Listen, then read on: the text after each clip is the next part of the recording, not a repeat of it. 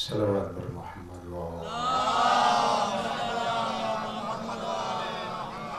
اعوذ باللہ السمیع العلی العظیم من الشیطان اللعین الرجیم بسم اللہ الرحمن الرحیم الحمد للہ الذی لا یبلغ مدحتہ القائلون ولا يحصي نعماه العادون ولا يؤدي حقه المجتهدون فطر الخلائق بقدرته نشر الرياح برحمته الصلاة والسلام على أشرف الأنبياء والمرسلين خاتم النبیین رحمت للعالمین ابی القاسم محمد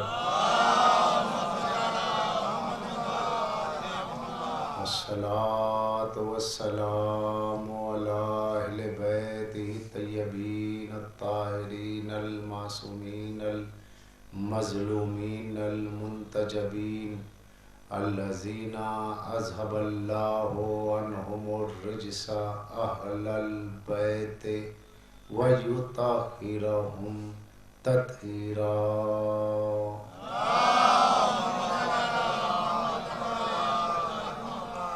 ولعنۃ اللہ علی داعیہم ومنکر فضائلہم وغاصب حقوق المجمعین من الآن الی قیام یوم الدین قال اللہ تعالی فی القرآن بسم اللہ الرحمن الرحیم انما یرید اللہ لیذہب عنکم الرجس اہل البیت ویطہرکم تطہیرا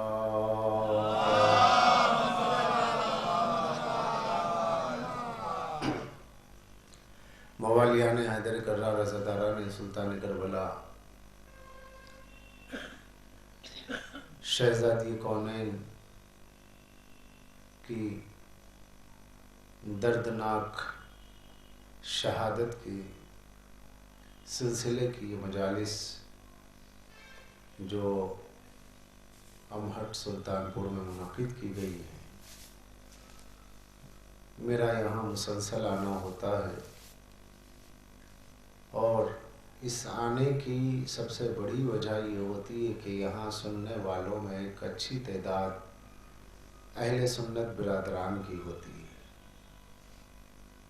کہ وہ سنتے بھی ہیں، سمجھتے بھی ہیں، تحقیق بھی کرتے ہیں، اور اللہ نے ارشاد فرمایا من کانا احیاء فکأنما احیا الناس جمیعا، جس نے ایک کو زندگی دے دی اس نے سب کو زندگی دے دی۔ معصوم اس آیت کے ذیل میں امام فرماتے ہیں کہ زندگی دینے سے مراد ہمارے حق کو دوسرے تک پہنچا دینا۔ اگر تم نے ہمارے امر ولایت اور ہمارے حق کو دوسروں تک پہنچا دیا اور ایک آدمی بھی ہماری ولایت کا عارف ہو گیا تو ایسے ہے کہ جیسے تم نے پوری انسانیت کو زندگی دے دی۔ اور یہ مجالس زندگی دینے کے لیے ہوتی ہیں۔ زندگی سے مراد جسمانی زندگی نہیں ہے، جسمانی زندگی 1000 برس کے بعد بھی ختم ہو جائے گی، یہاں ایمانی زندگی ہے، روحانی زندگی ہے۔ یہ فرش عزا، یہ مجلس شہادت، یہ بیان اور یہ فضائل و مصائب اور روح کی زندگی کا سبب ہے، جسے روحانی زندگی کہا جاتا ہے۔ اور روحانی زندگی ہی دراصل اہم زندگی ہے، کیونکہ جسمانی زندگی میں حیوانات بھی شامل ہے مگر روحانی زندگی میں حیوانات شامل نہیں ہیں، فرشتے شامل ہیں۔ تو جسے بلندی چاہیے، روحانی زندگی چاہیے، وہ اہل بیت کے سفینے میں سوار ہو جائے۔ اور اہل بیت کا سفینہ کوئی کشتی لکڑی یا لوہے کی بنائی ہوئی نہیں ہے، بلکہ اس سفینے سے مراد یہی مجلس حسین ہے، یہی حق زہرا ہے، یہی حق حسین ہے کہ جس نے ان مجالس میں شرکت کی दरअसल वो नूह के सफीने में आ गया, और जो नूह के सफीने में आता है वो कभी डूबता नहीं है। सलवात पढ़ दे मोहम्मद।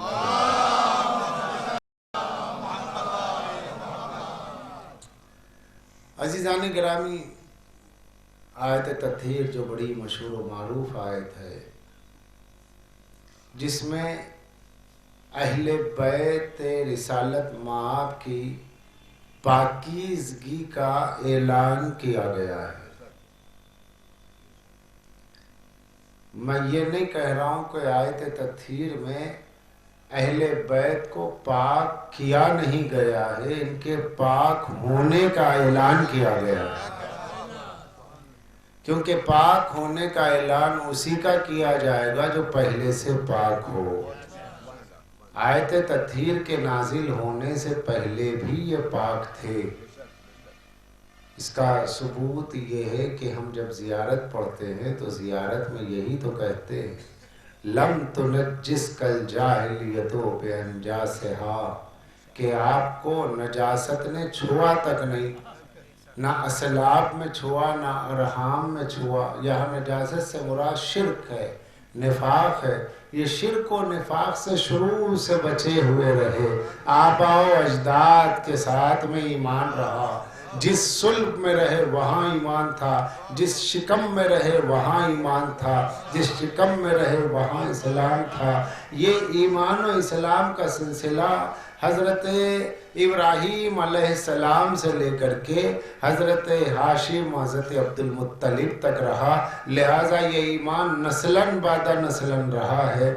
यहाँ ईमान लाना नहीं है, यहाँ ईमान पहुँचाना है। अहले बैत ईमान पहुँचाते हैं, दूसरे ईमान लाते हैं। सलावत पढ़ दे मोहम्मद।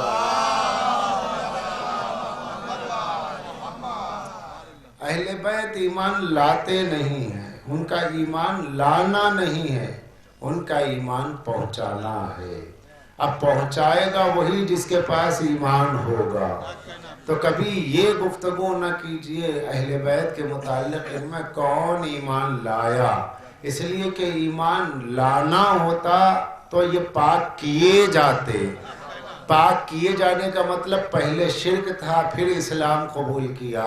तो जब इनके पास शिर्क और कुफ्र की नजासत का इनके आबा व अजदाद से भी कोई तसव्वुर व इम्कान ही नहीं है, तो लिहाजा अब नजात होगी तो उन्हीं के कदम पर चलने से, उन्हीं की इताअत से मिलेगी जिनमें कभी कोई किसी वक्त में नापाक था ही नहीं। और जो नापाक से पाक हुआ है फिर उसके नापाक होने का इम्कान है। इंसान अपनी राहों में ज़िंदगी की जिस चीज़ के ख़तरे का इम्कान हो उससे बच के चलता है। अहले बैत के रास्ते में इम्कान ख़तरे का नहीं है, नजात का यकीन है। जब यहाँ नजात का यकीन है तो अहले बैत की पैरवी ही वो पैरवी है कि जिसमें नजात है। और अल्लाह ने युतहिरकुम तत्हीरा कहकर इनकी पाकीज़गी का ऐलान कर कर सुबह क़यामत तक आने वाली नस्लों को पैगाम दिया कि तुम इनके रास्ते पर चलोगे तो नजात पाओगे। यही वजह थी कि सरकार ने इन्हीं को अपनी चादर में लेके कहा, यही मेरे अहले बैत है। सलावत पढ़ दे मोहम्मद।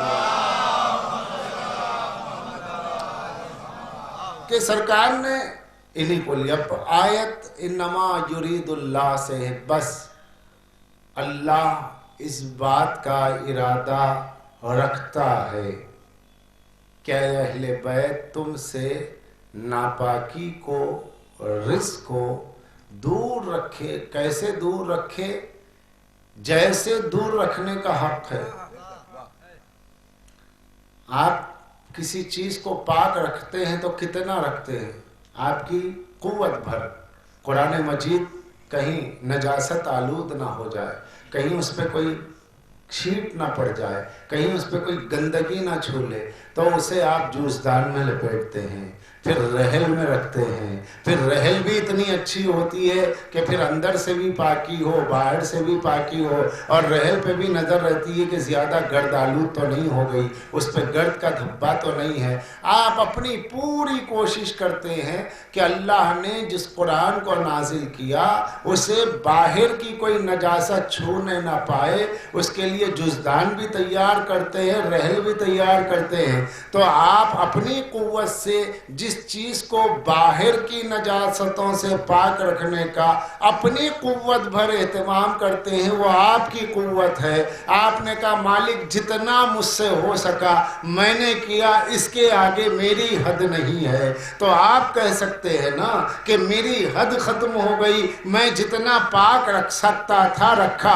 اللہ کی کوئی حد نہیں ہے، اس کی قوت کی حد نہیں ہے، اس کی طاقت کی حد نہیں ہے، اس کی قدرت کی حد نہیں ہے. اس نے یہ نہیں کہا کہ میں نے پاک رکھا، اس نے یہ کہا کہ ایسے پاک رکھا جیسے پاک رکھنے کا حق ہے. اب پتہ نہیں کیسے پاک رکھا، اس کی قوت جانے، اس کی قدرت جانے.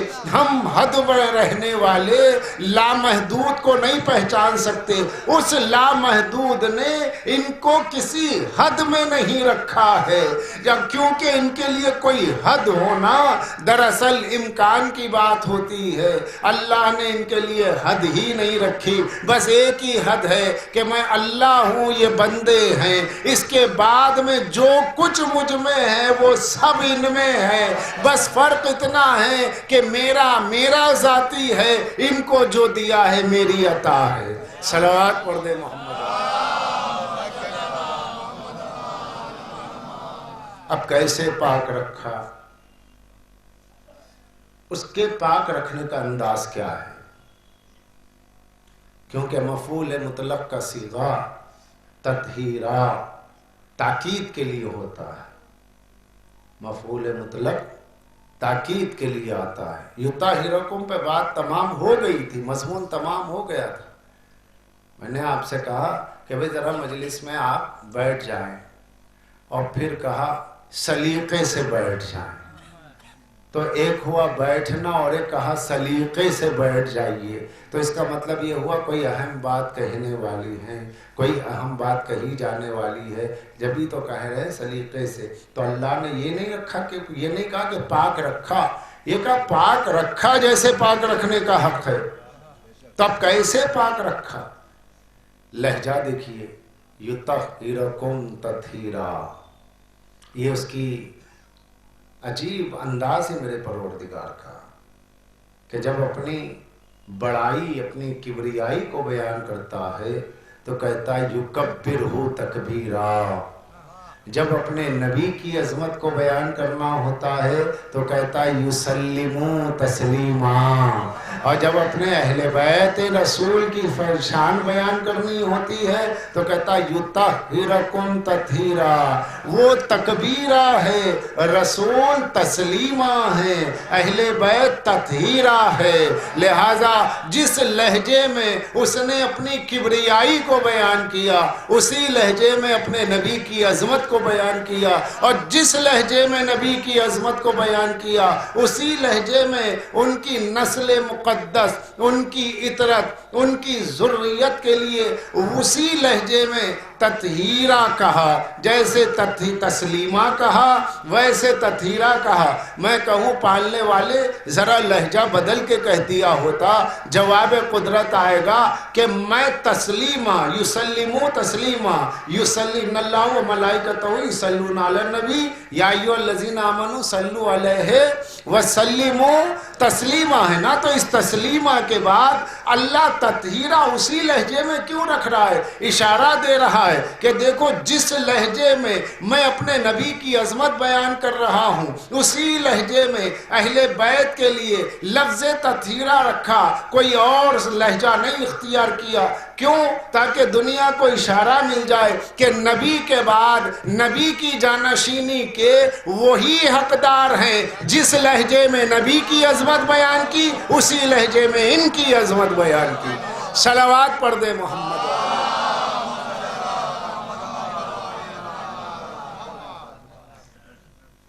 یہ انداز ہے. تسلیما تطہیرا، ان پہ درود و سلام بھیجو، سلام بھیجو جیسے سلام بھیجنے کا حق ہے، پاک رکھا جیسے پاک رکھنے کا حق ہے، یکبرو اللہ کی بڑائی کرو جیسے بڑائی کرنے کا حق ہے۔ کیا کہنے، اپنی شان ہدیت بھی بیان کر دی، شان رسالت تسلیمہ کہہ کے بیان کر دی، شان عصمت اہل بیت تطہیرہ کہہ کے بیان کر دی، تاکہ دنیا کو ایک درس ملے۔ اور پھر یہی نہیں، یرید اللہ رکھتا ہے، اس کا فعل ختم ہونے والا نہیں ہے، رکھتا ہے رکھے گا۔ اور یرید اللہ وہ ارادہ رکھتا ہے، یہ ارادہ رکھتا ہے۔ تو یہاں آنے کے بعد تھوڑی سی لوگوں کو اہل بیت کا جب ذکر ہوتا ہے تو دو باتیں میں نے عالم اسلام کے ممتاز مفسرین اور علماء کا مزاج ہی یہ دیکھا ہے، نہ جانے کیوں یہ بات حفظ ما تقدم کے لیے، تحفظ ذہنی کے لیے، یا عصبیت کیا کہا جائے میری سمجھ میں نہیں آتا۔ بڑے بڑے نام مجھے مفسرین کے ملتے ہیں کہ جب اہل بیت کی مخصوص فضائل، اہل بیت کے لیے مخصوص قرآن کی آیتیں جو موجود ہے، ان میں لوگ یا تو دوسروں کو شامل کرتے ہیں یا پھر فضیلت کا انکار کر دیتے ہیں۔ جب یہ فضیلت کا ذکر ہوا تو مولانا مودودی صاحب بہت عالم اسلام کی بہت مشہور شخصیت ہے، مفسر قرآن، جنہوں نے تفہیم القرآن لکھی۔ پھر انہی کے دور میں علامہ امین احسن اصلاحی، جنہوں نے تدبر فی القرآن، تفسیر قرآن لکھی۔ جب یہ حضرات خصوصاً مولوی ابوالعلا مودودی جب اس جگہ پر پہنچتے ہیں آیت تطہیر کے، تو انہیں عجیب خلجان ہونے لگتا ہے، ان کے دل میں اختلاج پیدا ہونے لگتا ہے۔ وہ یہ کہتے ہیں کہ بھئی اس آیت تطہیر ہی کی روشنی میں شیعہ حضرات رسول کی بیٹی بی بی زہرا کو، ان کے شوہر علی اور ان کے بچے حسنین کو معصوم قرار دیتے ہیں۔ اگر آیت تطہیر میں یطہرکم کہ اللہ نے تمہیں پاک رکھا، یطہرکم کی وجہ سے آیت تطہیر میں چونکہ یطہرکم ہے، اس کی وجہ سے اگر علی و زہرا و حسنین پاک ہیں تو آیت تیمم میں اللہ نے پوری امت کو یطہرکم کہا، تو چاہیے کہ جتنے وضو کرنے غسل کرنے والے ہیں سب کے سب پاک ہیں، یعنی سب معصوم ہو جائیں تو پوری امت معصوم ہو جائے گی۔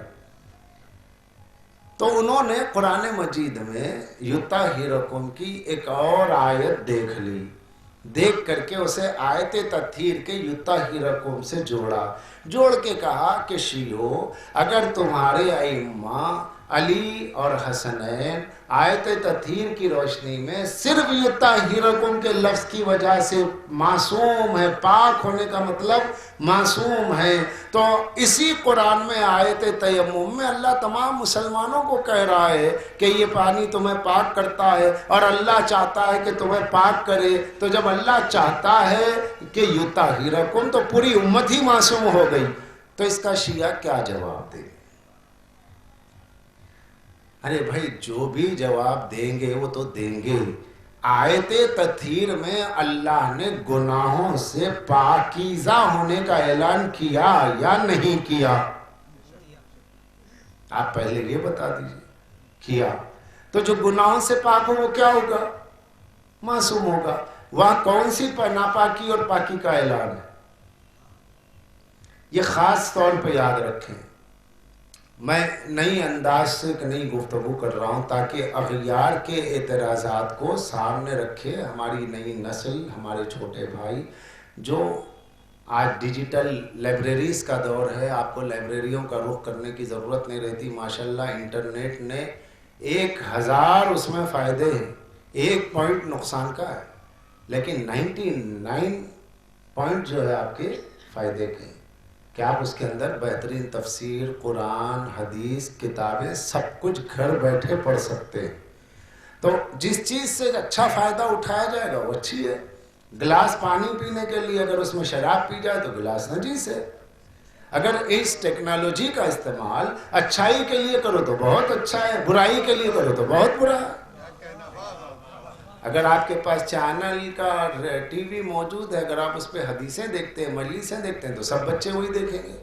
اگر آپ اس کے اندر گندی چیزیں دیکھتے ہیں تو سب بچے گندی چیزیں دیکھیں گے۔ وہ تو آپ کے استعمال پر ہے۔ استعمال صحیح ہے تو سب صحیح ہے۔ اگر اسی مائک کے اوپر چھچورے گانے لگا دیے جائیں تو لوگ کہیں گے کہ مائک بند کرو، چونکہ اسی مائک سے مجلس بیان ہو رہی ہے، تو جو آ نہیں سکتے وہ گھر بیٹھ کے سن رہے ہیں، غور کر رہے ہیں۔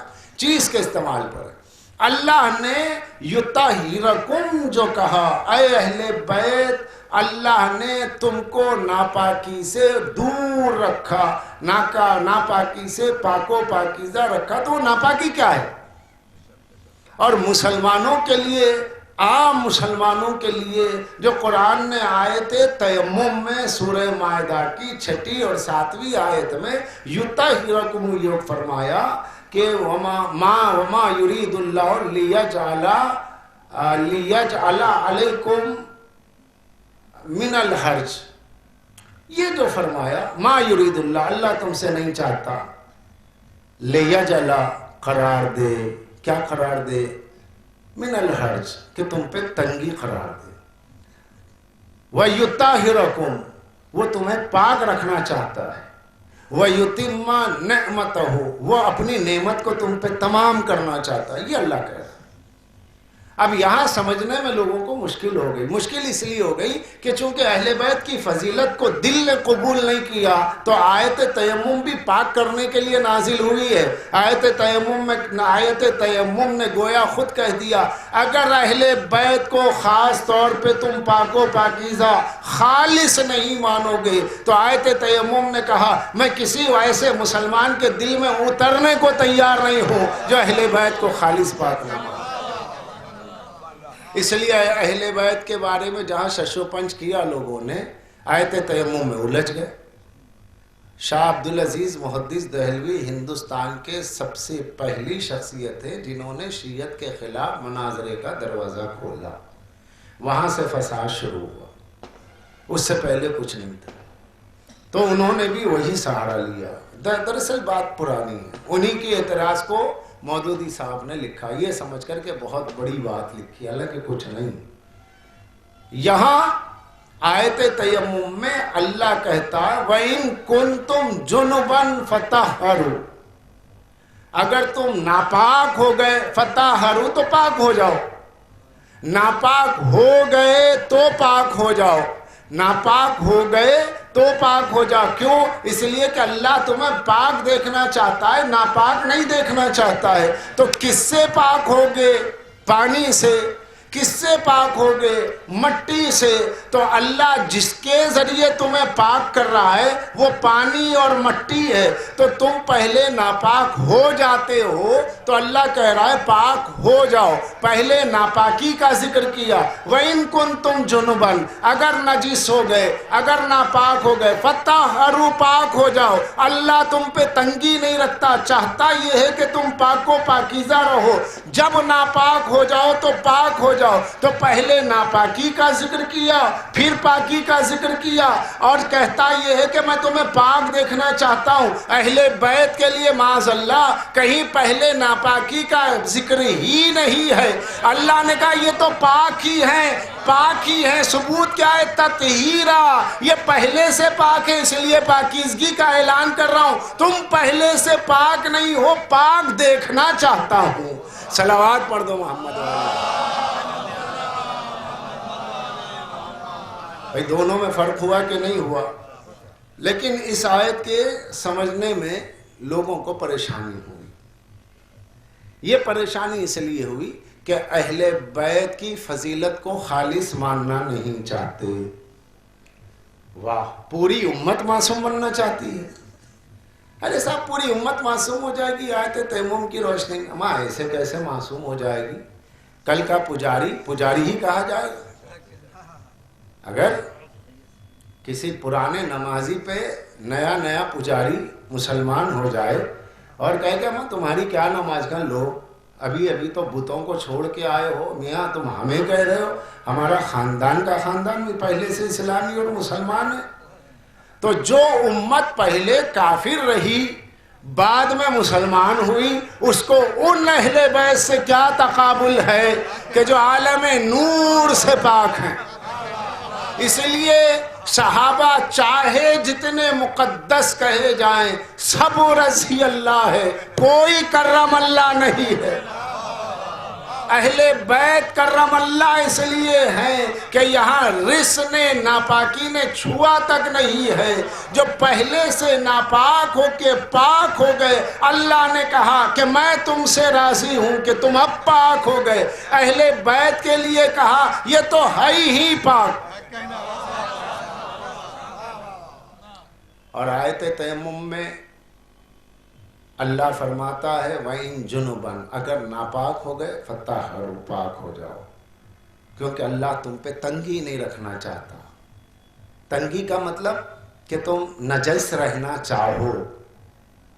مثلا پانی نہیں ملا، اب عرب ہے، عرب میں پانی بہت کم ملتا، جلدی جلدی ملنا مشکل ہوتا تھا، تو لوگ ایک بہانہ ڈھونڈتے تھے کیونکہ ناپاک رہنے کی عادت تھی لوگوں کو۔ تو اللہ نے کہا کہ نہیں، جیسے ہی ناپاک ہوئے پاک ہو جاؤ، کیونکہ ناپاکی کے ساتھ شیطانی خیالات، شیطانی وسوسے، شیاطینی چیزیں، نجاستیں سب کی سب ناپاکی ہی میں ہے۔ جیسے ہی تم پاک ہو جاتے ہو فرشتوں کا تمہارا ساتھ ہو جاتا ہے۔ تو اللہ چاہتا ہے کہ تم ناپاک نہ رہو۔ کیوں کہا اللہ نے؟ اس کا مطلب یہ ہے کہ کچھ لوگ چاہتے تھے کہ ناپاک ہی رہیں، تو اللہ نے کہا نہیں، ناپاک نہ رہنا، پاک رہنا۔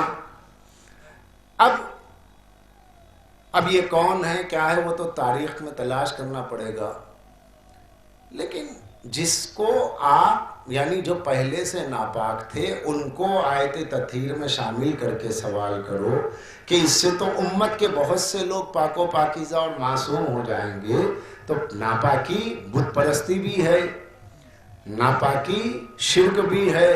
تو اتنا تو معلوم ہے علی کے سوا سب پہلے مشرک و کافر تھے، تو بعد میں اسلام لائے نا۔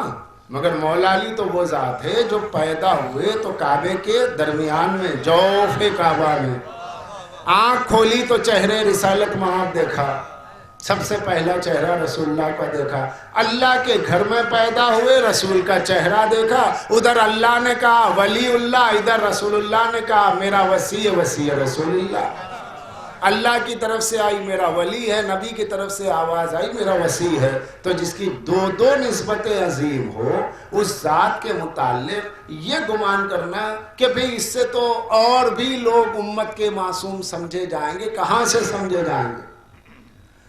اور تیمم ناپاک کو پاک کرتا ہے اس آیت میں۔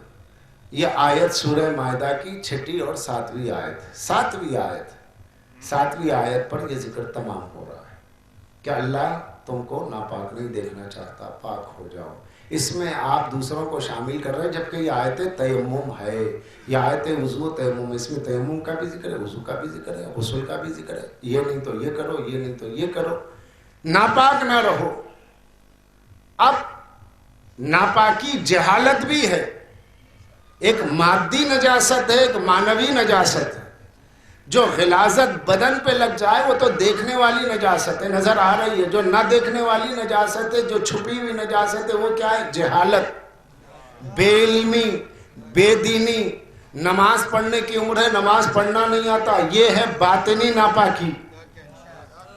ذہن میں گندے خیالات ہے، یہ ہے دماغی ناپاکی۔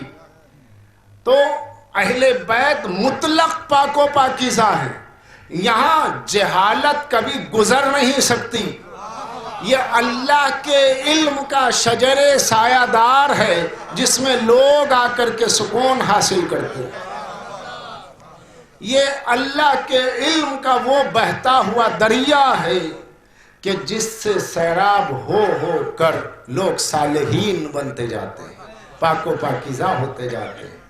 اگر کسی کو نماز پڑھنے کی عمر میں نماز نہ آئے تو وہ جہالت ناپاکی ہے، وضو کرنے کی عمر میں وضو نہ آئے تو وضو کا نہ کرنا آنا ناپاکی ہے. تیمم کرنے کی عمر ہے، ارے عمر کیا 25-30 سال کا بھی ہو گیا ہے، تیمم کرنا نہیں آتا تو یہ بے دینی ناپاکی ہے. اب اس بے دین اور ناپاک شخص کو کسی ایسے کے مقابل میں نہیں لایا جا سکتا جو تیمم کا بھی عالم ہے، وضو کا بھی عالم ہے، نماز کا بھی عالم ہے. اگر مثال دو تو لوگ کہیں گے کہ بھئی آپ کس سے کس کی بات کر رہے ہیں. وہ مسجد کے پیش امام ہیں، پیش نماز ہیں، وہ ماشاءاللہ ہر بات کو جانتے ہیں. یہ بندہ وضو اور غسل اور تیمم بھی نہیں جانتا، آپ اس کو اس میں کہاں ملا رہے ہیں؟ ہوتا ہے کہ نہیں؟ یہ مثال میں نے کیوں دی؟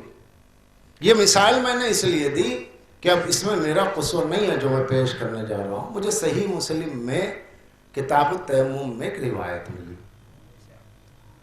کہ خلیفہ دویم اپنے دور خلافت تک، دور خلافت مطلب جب وہ خلیفہ ہوئے اس دور تک انہیں یہی پتا نہیں تھا کہ تیمم کیسے کیا جاتا ہے. غور کیا؟ اپنے دور خلافت کا مطلب کتنے سال ہوئے؟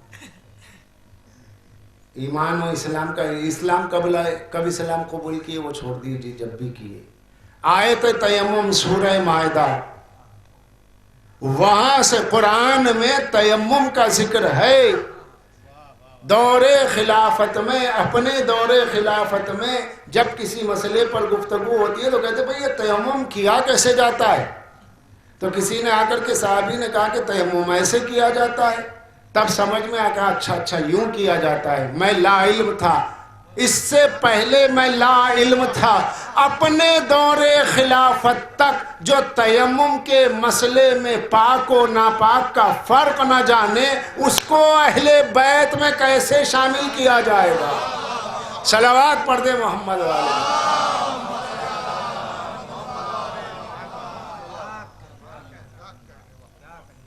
یہ مثال کیوں دی گئی؟ چونکہ لکھی ہوئی ہے. دیکھیے لوگ ہمیں کہتے ہیں کہ بھئی ہم کسی کو برا کسی کو نہیں کہتے. اگر عالم کو عالم کہا تعریف ہے، جاہل کو جاہل کہا برائی نہیں ہے، حقیقت ہے. اگر کوئی شخص ان پڑھ ہے، میں کہوں گا تم تو ان پڑھ آدمی ہو، بولے ہاں حضور میں تو ان پڑھ ہوں، میں کب کہہ رہا ہوں میں پڑھا لکھا ہوں. تو اگر یہ کہا جائے کہ بھئی جو شخص اپنے دور خلافت تک تیمم کا مسئلہ نہیں جانتا تھا، جو ABCD ہے، کیا رسول کی جگہ پر اس شخص کو بیٹھنا گوارا کیا جائے گا کہ جسے تیمم نہ آتا ہو؟ ایک مدرسے کا چھوٹا سا بچہ بھی وضو و تیمم کو جانتا ہے، جو اپنی ملت کے بچے کے برابر نہ ہو سکے وہ ابو طالب کے بیٹے کے برابر کہاں سے؟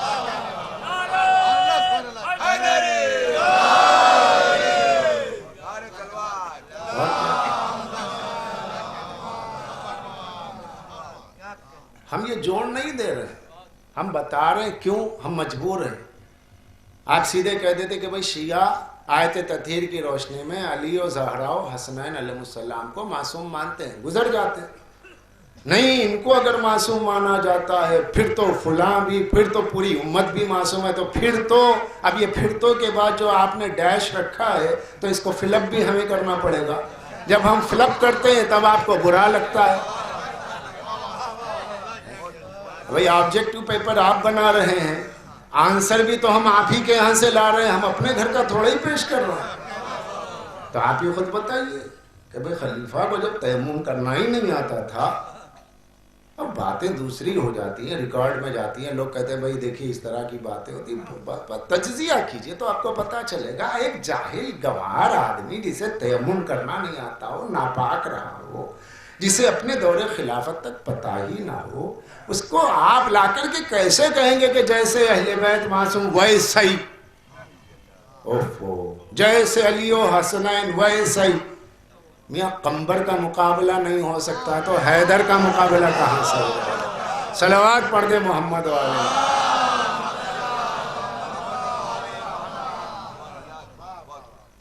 یہ اہل بیت پاک و پاکیزہ ہیں. جی چاہتا ایک بات کہوں کہ صحیح بات تو یہ ہے کہ اردو زبان اتنی تنگ ہے کہ آیت تطہیر کی روشنی میں، آیت تطہیر میں اہل بیت کے لیے پاک کا لفظ بھی کرے تو کیسے کرے؟ پاک تو مومن بھی ہے، مومن پاک ہوتا ہے، نجس نہیں ہوتا، مشرک نجس ہوتا ہے، اہل بیت بھی پاک، آپ بھی پاک، کیا مطلب؟ بھئی آپ سید ہیں، چلیے ماشاءاللہ نسلاً پاک ہے، جو غیر سید تھے کم سے کم 200 سال تک تو ساری نسلیں پاک، پھر اب کیسے ہوگا؟ وہ بھی پاک، آپ بھی پاک، یہ بھی یاد رکھیے۔ پنجتن پاک، پنجتن پاک، اور ایک مومن بھی پاک، مگر دونوں میں فرق ہے۔ پنجتن پاک صرف پاک نہیں ہے، اگر اردو کا لفظ اس میں اضافہ کیا جائے تو یہ ہوگا کہ اہل بیت پاک نہیں، پاک گر ہیں۔ دو چار پڑھے لکھے لوگ بیٹھے ہیں، اردو کے لطف لیں، میں بات کو واضح کروں، یہ پاک نہیں، پاک گر کا مطلب ہوتا ہے پاک کرنے والے۔ اہل بیت پاک نہیں، پنجتن پاک نہیں، پنجتن پاک ان معنی میں ہے کہ پنجتن پاک کر دیتے ہیں، ان کی محبت جس کے دل میں آ جائے وہ نفاق سے پاک ہو جاتا ہے،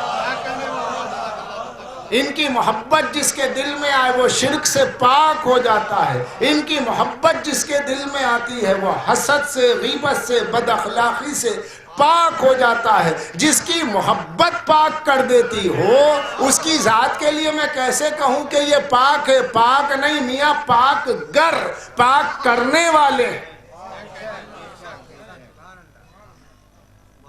میں نے آپ سے کہا نا اردو زبان اتنی تنگ زبان ہے کہ اس میں اہل بیت کی مدح و ثنا مشکل ہے۔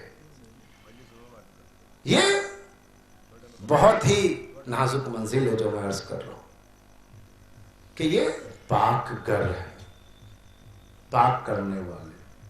آیت تیمم ہے، آیت وضو ہے کہ اللہ تم پہ تنگی نہیں رکھنا چاہتا ہے کہ تم پاک رہو، تم ناپاک نہ رہو۔ مگر پاک کیسے ہوں گے؟ پانی سے۔ پاک کیسے ہوں گے؟ مٹی سے۔ اگر یہ پانی نہ ہوتا تو آپ وضو نہ کر پاتے، یہ پانی نہ ہوتا تو آپ غسل نہ کر پاتے، اور یہ مٹی نہ ہوتی تو تیمم نہ کر پاتے۔ آپ شکر ادا کریں گے پانی کا، آپ شکر ادا کریں گے مٹی کا؟ نہیں، قرآن میں کہیں نہیں ملے گا، قرآن میں یہ کہیں نہیں ملے گا۔ اللہ نے کہیں نہیں کہا کہ جب میرا پانی پینا، میرے پانی سے وضو کرنا تو پانی کا شکر ادا کرو، پانی کا شکر ادا کرو، مٹی سے تیمم کرو تو مٹی کا شکر ادا کرو، کیونکہ پانی سے جا کر کے ہم نے کہا اے پانی تیرا شکر ہے، تو نہ ملتا تو ہم پاک نہ ہوتے، تو پانی مسکرا کے جواب دے گا ارے نادان میرا کیا شکر ادا کرنا ہے، میں نہ ہوتا تب بھی تو پاک ہو سکتا تھا، پتہ نہیں اللہ کیا پیدا کر دیتا۔ میں تو شکر کرتا ہوں جن کا، تو بھی ان کا شکر کر۔ کہا کس کا شکر ادا کرے؟ کہا اگر یہ پنجتن نہ ہوتے تو میں پانی نہ ہوتا۔ مٹی کہے گی اگر پنجتن پاک نہ ہوتے تو میں خاک نہ ہوتی، مٹی نہ ہوتی، اور اگر مٹی ہی نہ ہوتے تو آدم ہی کہاں ہوتے؟ مٹی نہیں تو آدم نہیں، آدم نہیں تو ہم میں دم نہیں، آدمی نہیں، آدم سے آدمی۔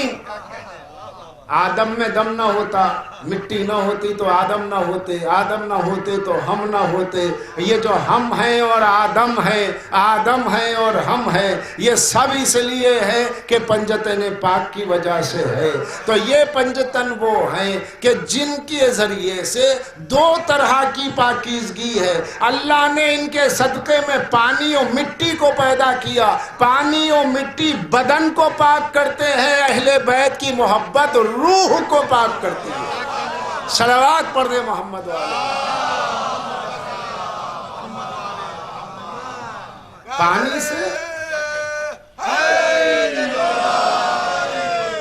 پانی سے جسم کی صفائی ہوتی ہے، پانی سے جسم کی صفائی ہوتی ہے، اور روح کی صفائی محبت اہل بیت سے۔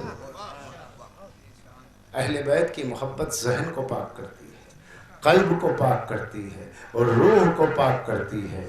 اس لیے تو کہا گیا نا کہ ان کی محبت ہوگی دل میں، مگر شرط یہ کہ زمین اچھی ہو. اگر زمین خراب ہے تو وہاں پر اناج نہیں اگتا، وہاں گھاس پھوس کچھ کا تصور ہی نہیں ہے. بارش ہو رہی ہے لیکن زمین کے اوپر بات ہے نا، زمین جیسی ہوگی ویسے اثر ہوگا. پانی تو سبھی جگہ پڑ رہا ہے لیکن جو سخت زمین ہے وہاں پہ کچھ نہیں ہوتا، جو نرم زمین ہے وہاں پر کھیتی ہو جاتی ہے. علی کی ولایت، محبت اہل بیت کا پانی اللہ نے سب پہ برسایا. جس کے دل کی سختی ہے اس کے چہرے پہ عزاداری کی وجہ سے رونق نہیں رہتی ہے، اور جس کے دل میں نرمی ہوتی ہے حسین کے ذکر پہ آنکھ بھی نم ہوتی ہے، علی کے فضائل پہ چہرہ بھی گلاب ہو جاتا ہے.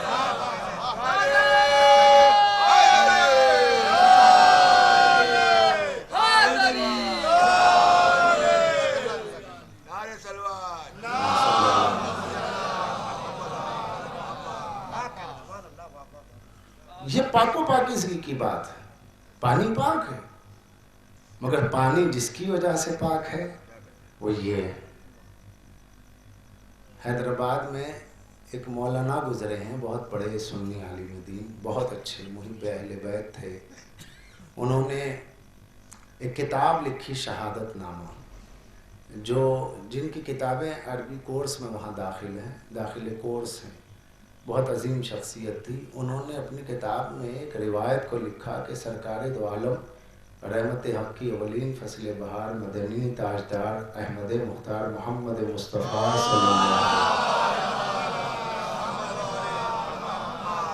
کی بارگاہ بےکس پناہ میں ایک تربوز آیا. اس کی حضور نے زبان پہ رکھی اور رکھ دیا. کہا کہ تم لوگ کھا سکتے ہو. میں نہیں کھاؤں. کہا یا رسول اللہ کیوں؟ کہا کہ اس لیے کہ اس تربوز کو میرے علی سے محبت نہیں ہے. لوگوں نے کہا تربوز کو علی سے محبت نہیں؟ کہا تربوز کو ہم اہل بیت سے محبت نہیں، اس تربوز کو. کہا یا رسول اللہ اس تربوز کو؟ کہا کیسے؟ تو کہا کہ ہم اہل بیت کی ولایت، ہم اہل بیت کی محبت پوری کائنات پر پیش کی گئی. جس زمین نے اسے قبول کیا وہ زرخیز ہو گئی، نرم ہو گئی. جس نے انکار کیا اللہ نے اسے سخت بنا دیا، اور جس پتھر نے اسے قبول کیا اللہ نے اسے گوہر میں بدل دیا، اسے ہیرے میں بدل دیا. جس نے قبول نہیں کیا اسے سادہ رکھ دیا، اور جس درخت نے اسے قبول کیا اللہ نے اس درخت کے پھل کو، اس درخت کو میٹھا رکھا. جس نے قبول نہیں کیا اللہ نے اس درخت میں مٹھاس نہیں رکھی ہے. اللہ نے پانی پہ اسے پیش کیا. جس پانی نے اسے قبول کیا وہ میٹھا ہو گیا، جس پانی نے قبول نہیں کیا وہ کھارا ہو گیا. اللہ نے روحوں پہ پیش کیا. جس روح نے اسے قبول کیا وہ پاک و پاکیزہ کہلائی، اور جس نے قبول نہیں کیا وہ ناپاک و خبیث کہلائی. تو یہ محبت اہل بیت کو پیش کیا. عالم اہل سنت اپنی کتاب میں لکھتے ہیں کہ محبت اہل بیت ہی پاک و ناپاک و حلال و حرام کے فرق کا نام ہے. لہذا اب رسول دوسری حدیث میں سرکار فرمائے یا علی لا یحبک الا ولد الحلال ولا یبغضک الا ولد الحرام. اے علی تجھ سے بس حلالی محبت کرے گا، تجھ سے بس حرامی دشمنی رکھے گا. صلوات پڑھ دے محمد.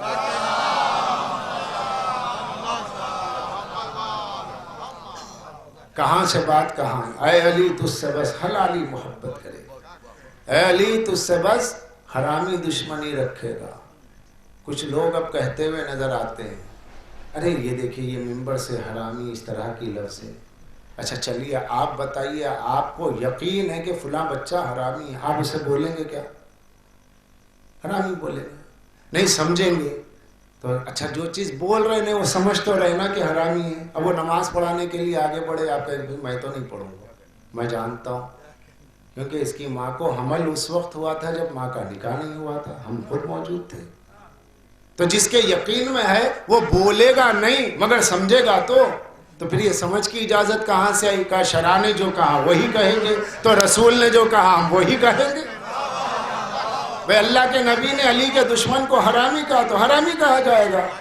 یہ بد تہذیبی اور بد اخلاقی نہیں ہے، علی کے دشمن سے رواداری کا نام بد تہذیبی ہے، علی کے دشمن سے رواداری کا نام بد اخلاقی ہے، کیونکہ اللہ کے نبی نے معیار دے دیا، لا یحبک الا ولد الحلال ولا یبغضک الا ولد الحرام۔ حلال و حرام کا فرق محبت اہل بیت سے واضح ہوتا ہے۔ اگر ان سے محبت ہے تو نسل پاک و پاکیزہ ہے۔ تو یہ کیوں؟ ان کی محبت پاک کر رہی ہے۔ محبت علی نہیں ہے، محبت حسین نہیں ہے، محبت رسول نہیں ہے، محبت زہرا نہیں ہے، محبت نسبت ہے۔ ان کے دشمن کی نسبت ناپاکی کی دلیل ہے اور ان سے محبت پاک ہونے کی دلیل ہے۔ جس کی محبت اتنی پاک و پاکیزہ ہو کہ انسان سر اٹھا کے کہہ سکتا ہے میں حلالی ہوں، اور ان کی دشمنی اتنا شرمندہ کرنے والی ہو کہ وقت کا بہت بڑا علامہ ہو جائے مگر سر اٹھا کے اس لیے نہیں چل سکتا کہ علی کا دشمن ہے، کیسے سر اٹھائے؟ تو جس کی محبت اتنی اثر انداز ہو، جبکہ محبت نسبت ہے، ذات نہیں ہے، ذات سے نسبت کا نام محبت ہے، تو جب محبت اتنی بلندیوں پہ لے جاتی ہے تو ذات کتنی بلندیوں پہ لے جائے گی۔ جب محبت کا یہ عالم ہے، علی کی محبت کا یہ عالم ہے تو علی کی ذات کا عالم کیا ہوگا؟ نبی کی محبت کا یہ عالم ہے تو نبی کی ذات کا عالم کیا ہوگا؟ حسنین سے محبت کا جب یہ عالم ہے تو حسنین کی ذات پاک کا عالم کیا ہوگا؟ اس لیے اللہ نے کہا تطہیرا، میں نے پاک رکھا جیسے پاک رکھنے کا حق ہے۔ تم تعریف پہ تعریف کرتے چلے جاؤ، تعریف پہ تعریف کرتے چلے جاؤ، اہل بیت کی چاہے جتنے مناقب کرو، تم ان کو ویسے سمجھ ہی نہیں سکتے ہیں جیسے میں نے انہیں ظاہر کیا ہے۔ یہ میرے چھپے ہوئے خزانے ہیں، میں نے اپنے چھپے ہوئے خزانے کو ظاہر کیا تو ان کے ظاہر ہونے سے میرا کرم ظاہر ہوا، میرا علم ظاہر ہوا۔ یہ نہ ہوتے تو میں پہچانا نہ جاتا، جب ان کے بغیر اللہ نہ پہچانا جاتا وہ تو ملا کیسے پہچانا جائے؟ صلوات پڑھ دے محمد و آل محمد۔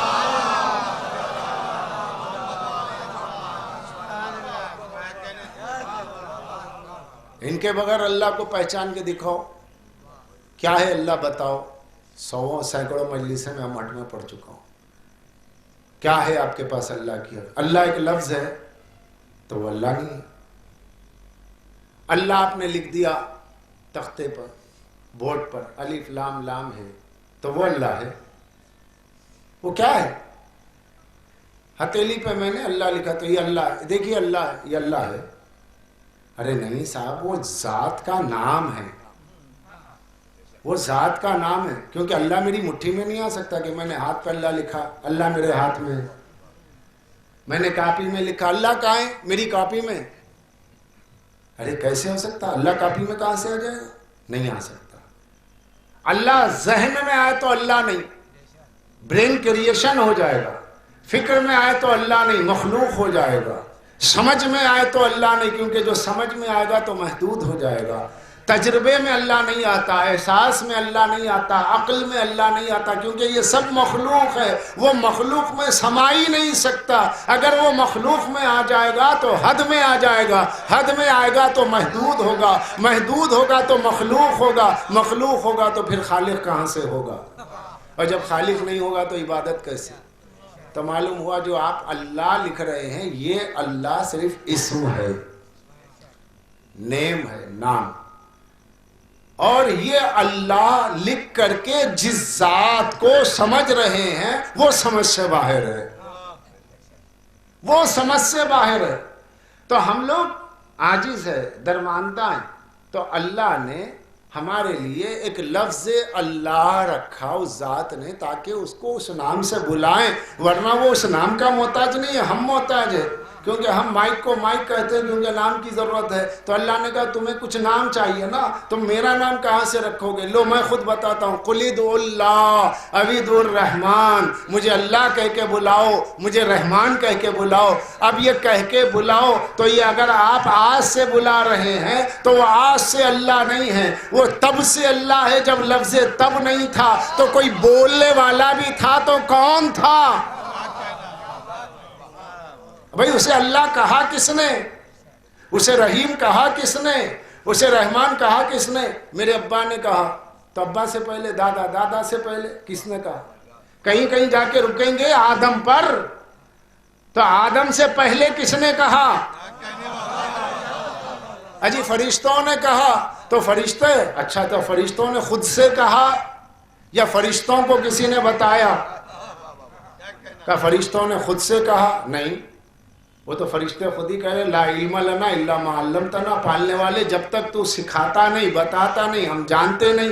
سکھانے کے لیے ذریعہ ہے, سکھانے کے لیے واسطہ ہے. جیسے ہمیں سکھانے کے لیے اللہ نے انبیاء اور رسول کو بھیجا, فرشتوں کو سکھانے کے لیے کون موجود ہے؟ بھئی جو بھی وہاں فرشتوں کو تسبیح کی تعلیم دے رہا ہے اسے اللہ کہو, اسے رحمان کہو, اسے ستار کہو. اب یہ فرشتوں کو جو سکھا رہا ہے وہ آدم سے بھی افضل ہے, فرشتوں سے بھی افضل ہے. وہ ہے کہ جس منزل میں انہیں نہنو کہا جاتا ہے وہ ہم کہتے ہیں. جب وہ ہم کہتے ہیں, جب وہ اپنے آپ کو ہم کہتے ہیں تو وہ علی بھی ہے, حسن بھی ہے, حسین بھی ہے. یہ انڈیویجول نام الگ الگ یہاں کی پہچان ہے. جب وہاں جمع ہو جائیں تو صرف نہنو ہے. جب یہ نہنو 14 یکجا ہوتے ہیں, جب یکجا ہو کر کے اللہ کا ذکر کرتے ہیں, فرشتے ان سے سنتے جاتے ہیں, اللہ اللہ کرتے جاتے ہیں. تو پہلے نبی کو دیکھا, پھر اللہ اللہ کیا, پہلے علی کو دیکھا, پھر اللہ اللہ کیا. ان کی زیارت نے اس کی تسبیح کرنے والا بنا دیا. تو جس کی زیارت نے نورانی فرشتوں کو اللہ کا ذکر کرنے والا بنا دیا, ہمارے دل میں ان کی محبت آ جائے تو اہل بیت کہتے ہیں کہ فرشتوں کا کچھ بھی مقام ہو مگر ان الملائکۃ خدامنا و خدام شیعتنا, کہ فرشتے ہمارے اور ہمارے شیعوں کے خدمت گزار ہوتے ہیں. صلوات پڑھ دے محمد والے.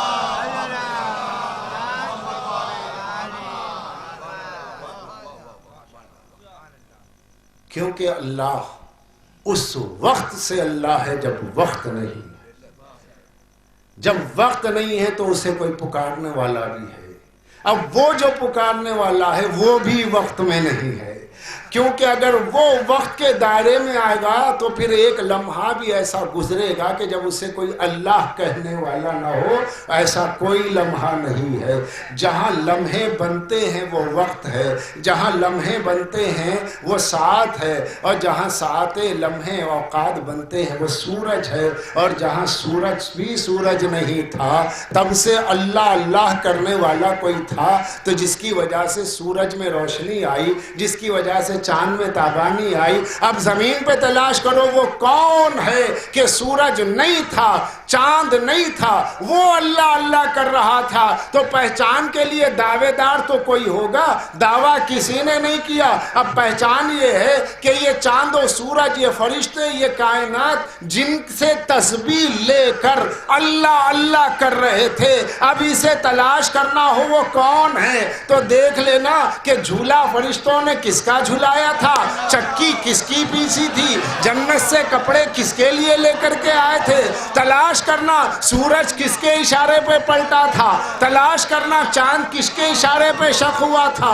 جب یہ تلاش کرو گے تو ایک ہی گھر ملے گا, وہ محمد مصطفیٰ کا گھر ہے, وہ علی مرتضیٰ کا گھر ہے, وہ فاطمہ زہرا کا گھر ہے, وہ حسن و حسین کا گھر ہے. صلوات پڑھ دے محمد والے.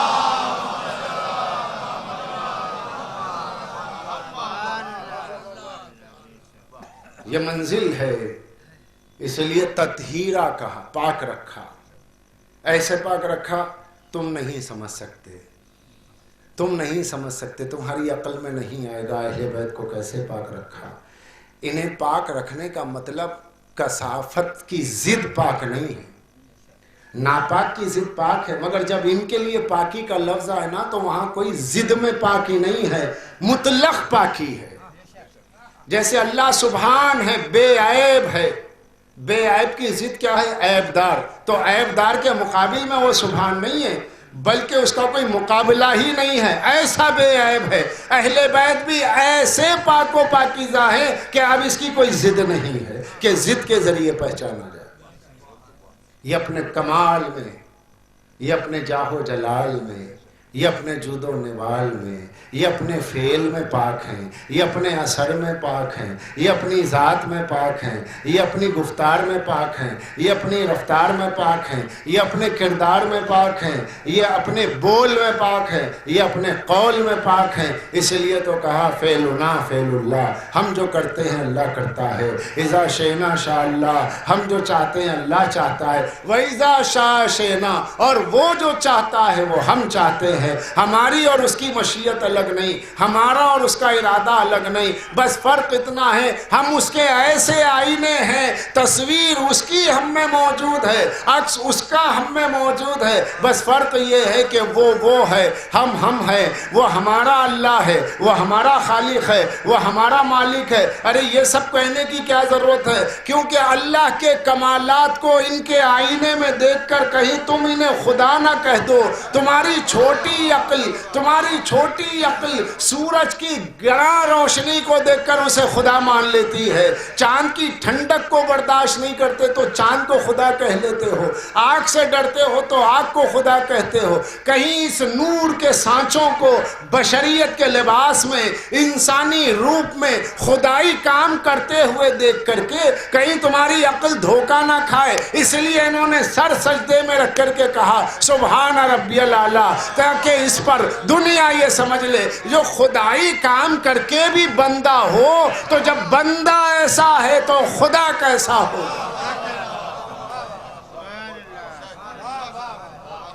بندہ ایسا ہے خدا کیسا ہوگا، اور اگر یہ نہ بتاتے کہ ان کا بھی کوئی خدا ہے تو پھر کیا پتا ہوتا کہ اللہ کون ہے۔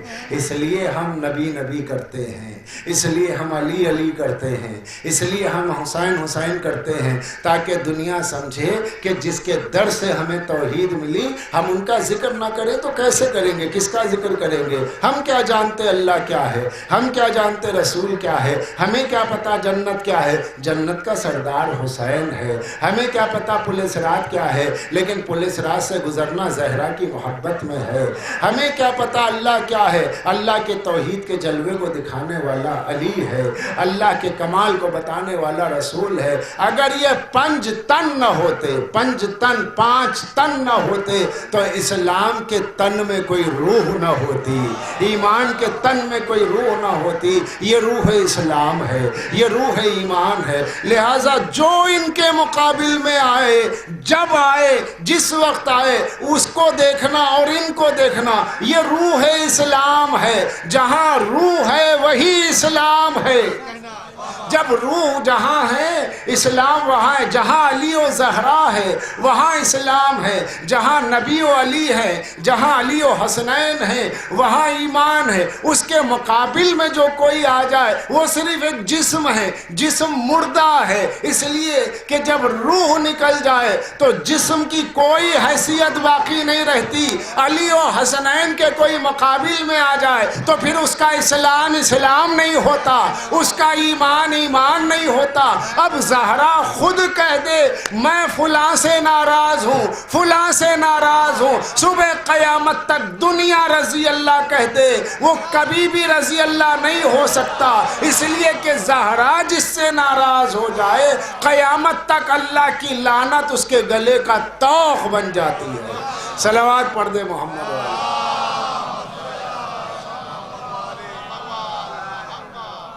عزیزان گرامی، یہ منزلیں کہ ان منزلوں کو سر کیا، معرفت کے زینوں کو طے کریں تو پتہ چلے کہ اللہ نے کن کے لیے کہا تطہیرا، انہیں میں نے پاک رکھا۔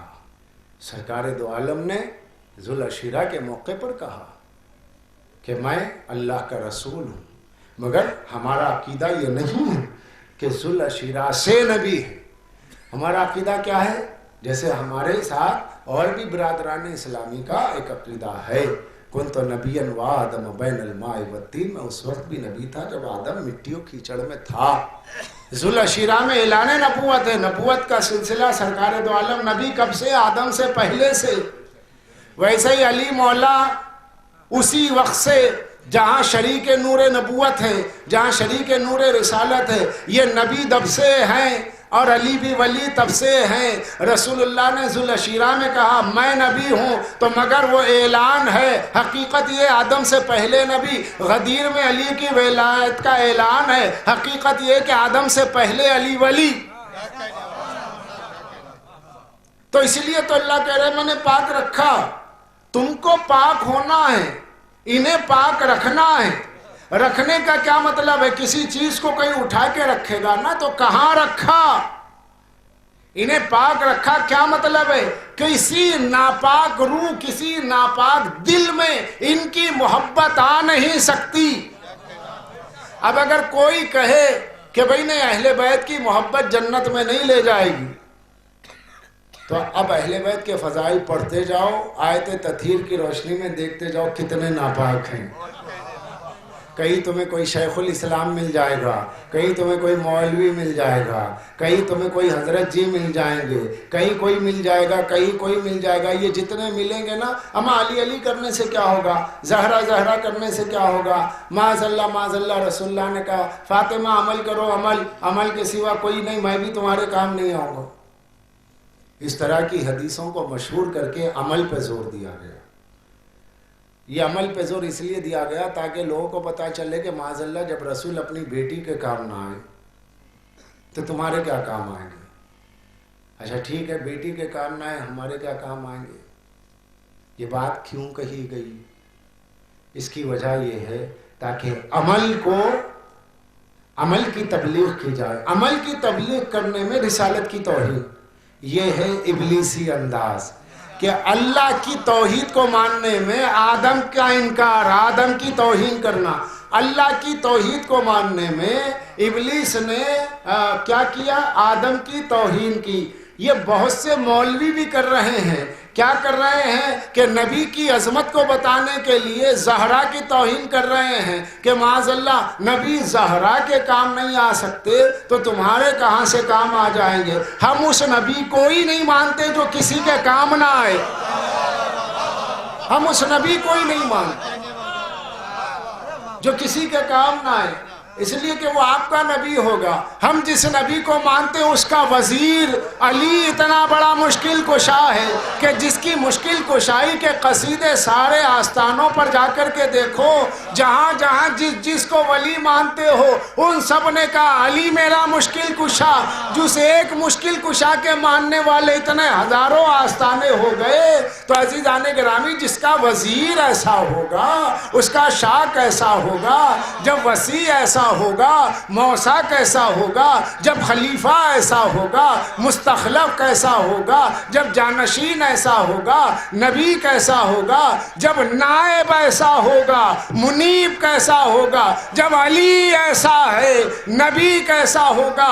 ہم اس لیے علی کے فضائل پڑھتے ہیں تاکہ دنیا علی کے ذکر میں نبی کی عظمت کو سمجھ لے۔ اس لیے کہ نبی کی عظمت کو سمجھنے کے لیے تمہارے پاس معیار ہی کیا ہے؟ یا تو جاہل مل جائیں گے یا ناپاک مل جائیں گے۔ پاک سے پاک کو پہچانو، عالم سے عالم کو پہچانو، نور سے نور کو پہچانو۔ علی شریک نور رسالت ہے تو نور سے دیکھا، نور سمجھ میں آیا۔ ناپاک کو دیکھا تو نبی کو اپنا جیسا کہنا پڑا۔ اب اگر عظمت نبی کو ماننا ہے تو آیت تطہیر کی روشنی میں انہیں ویسے مانو جیسے ماننے کا حق ہے۔ صلوات پڑھ دینا۔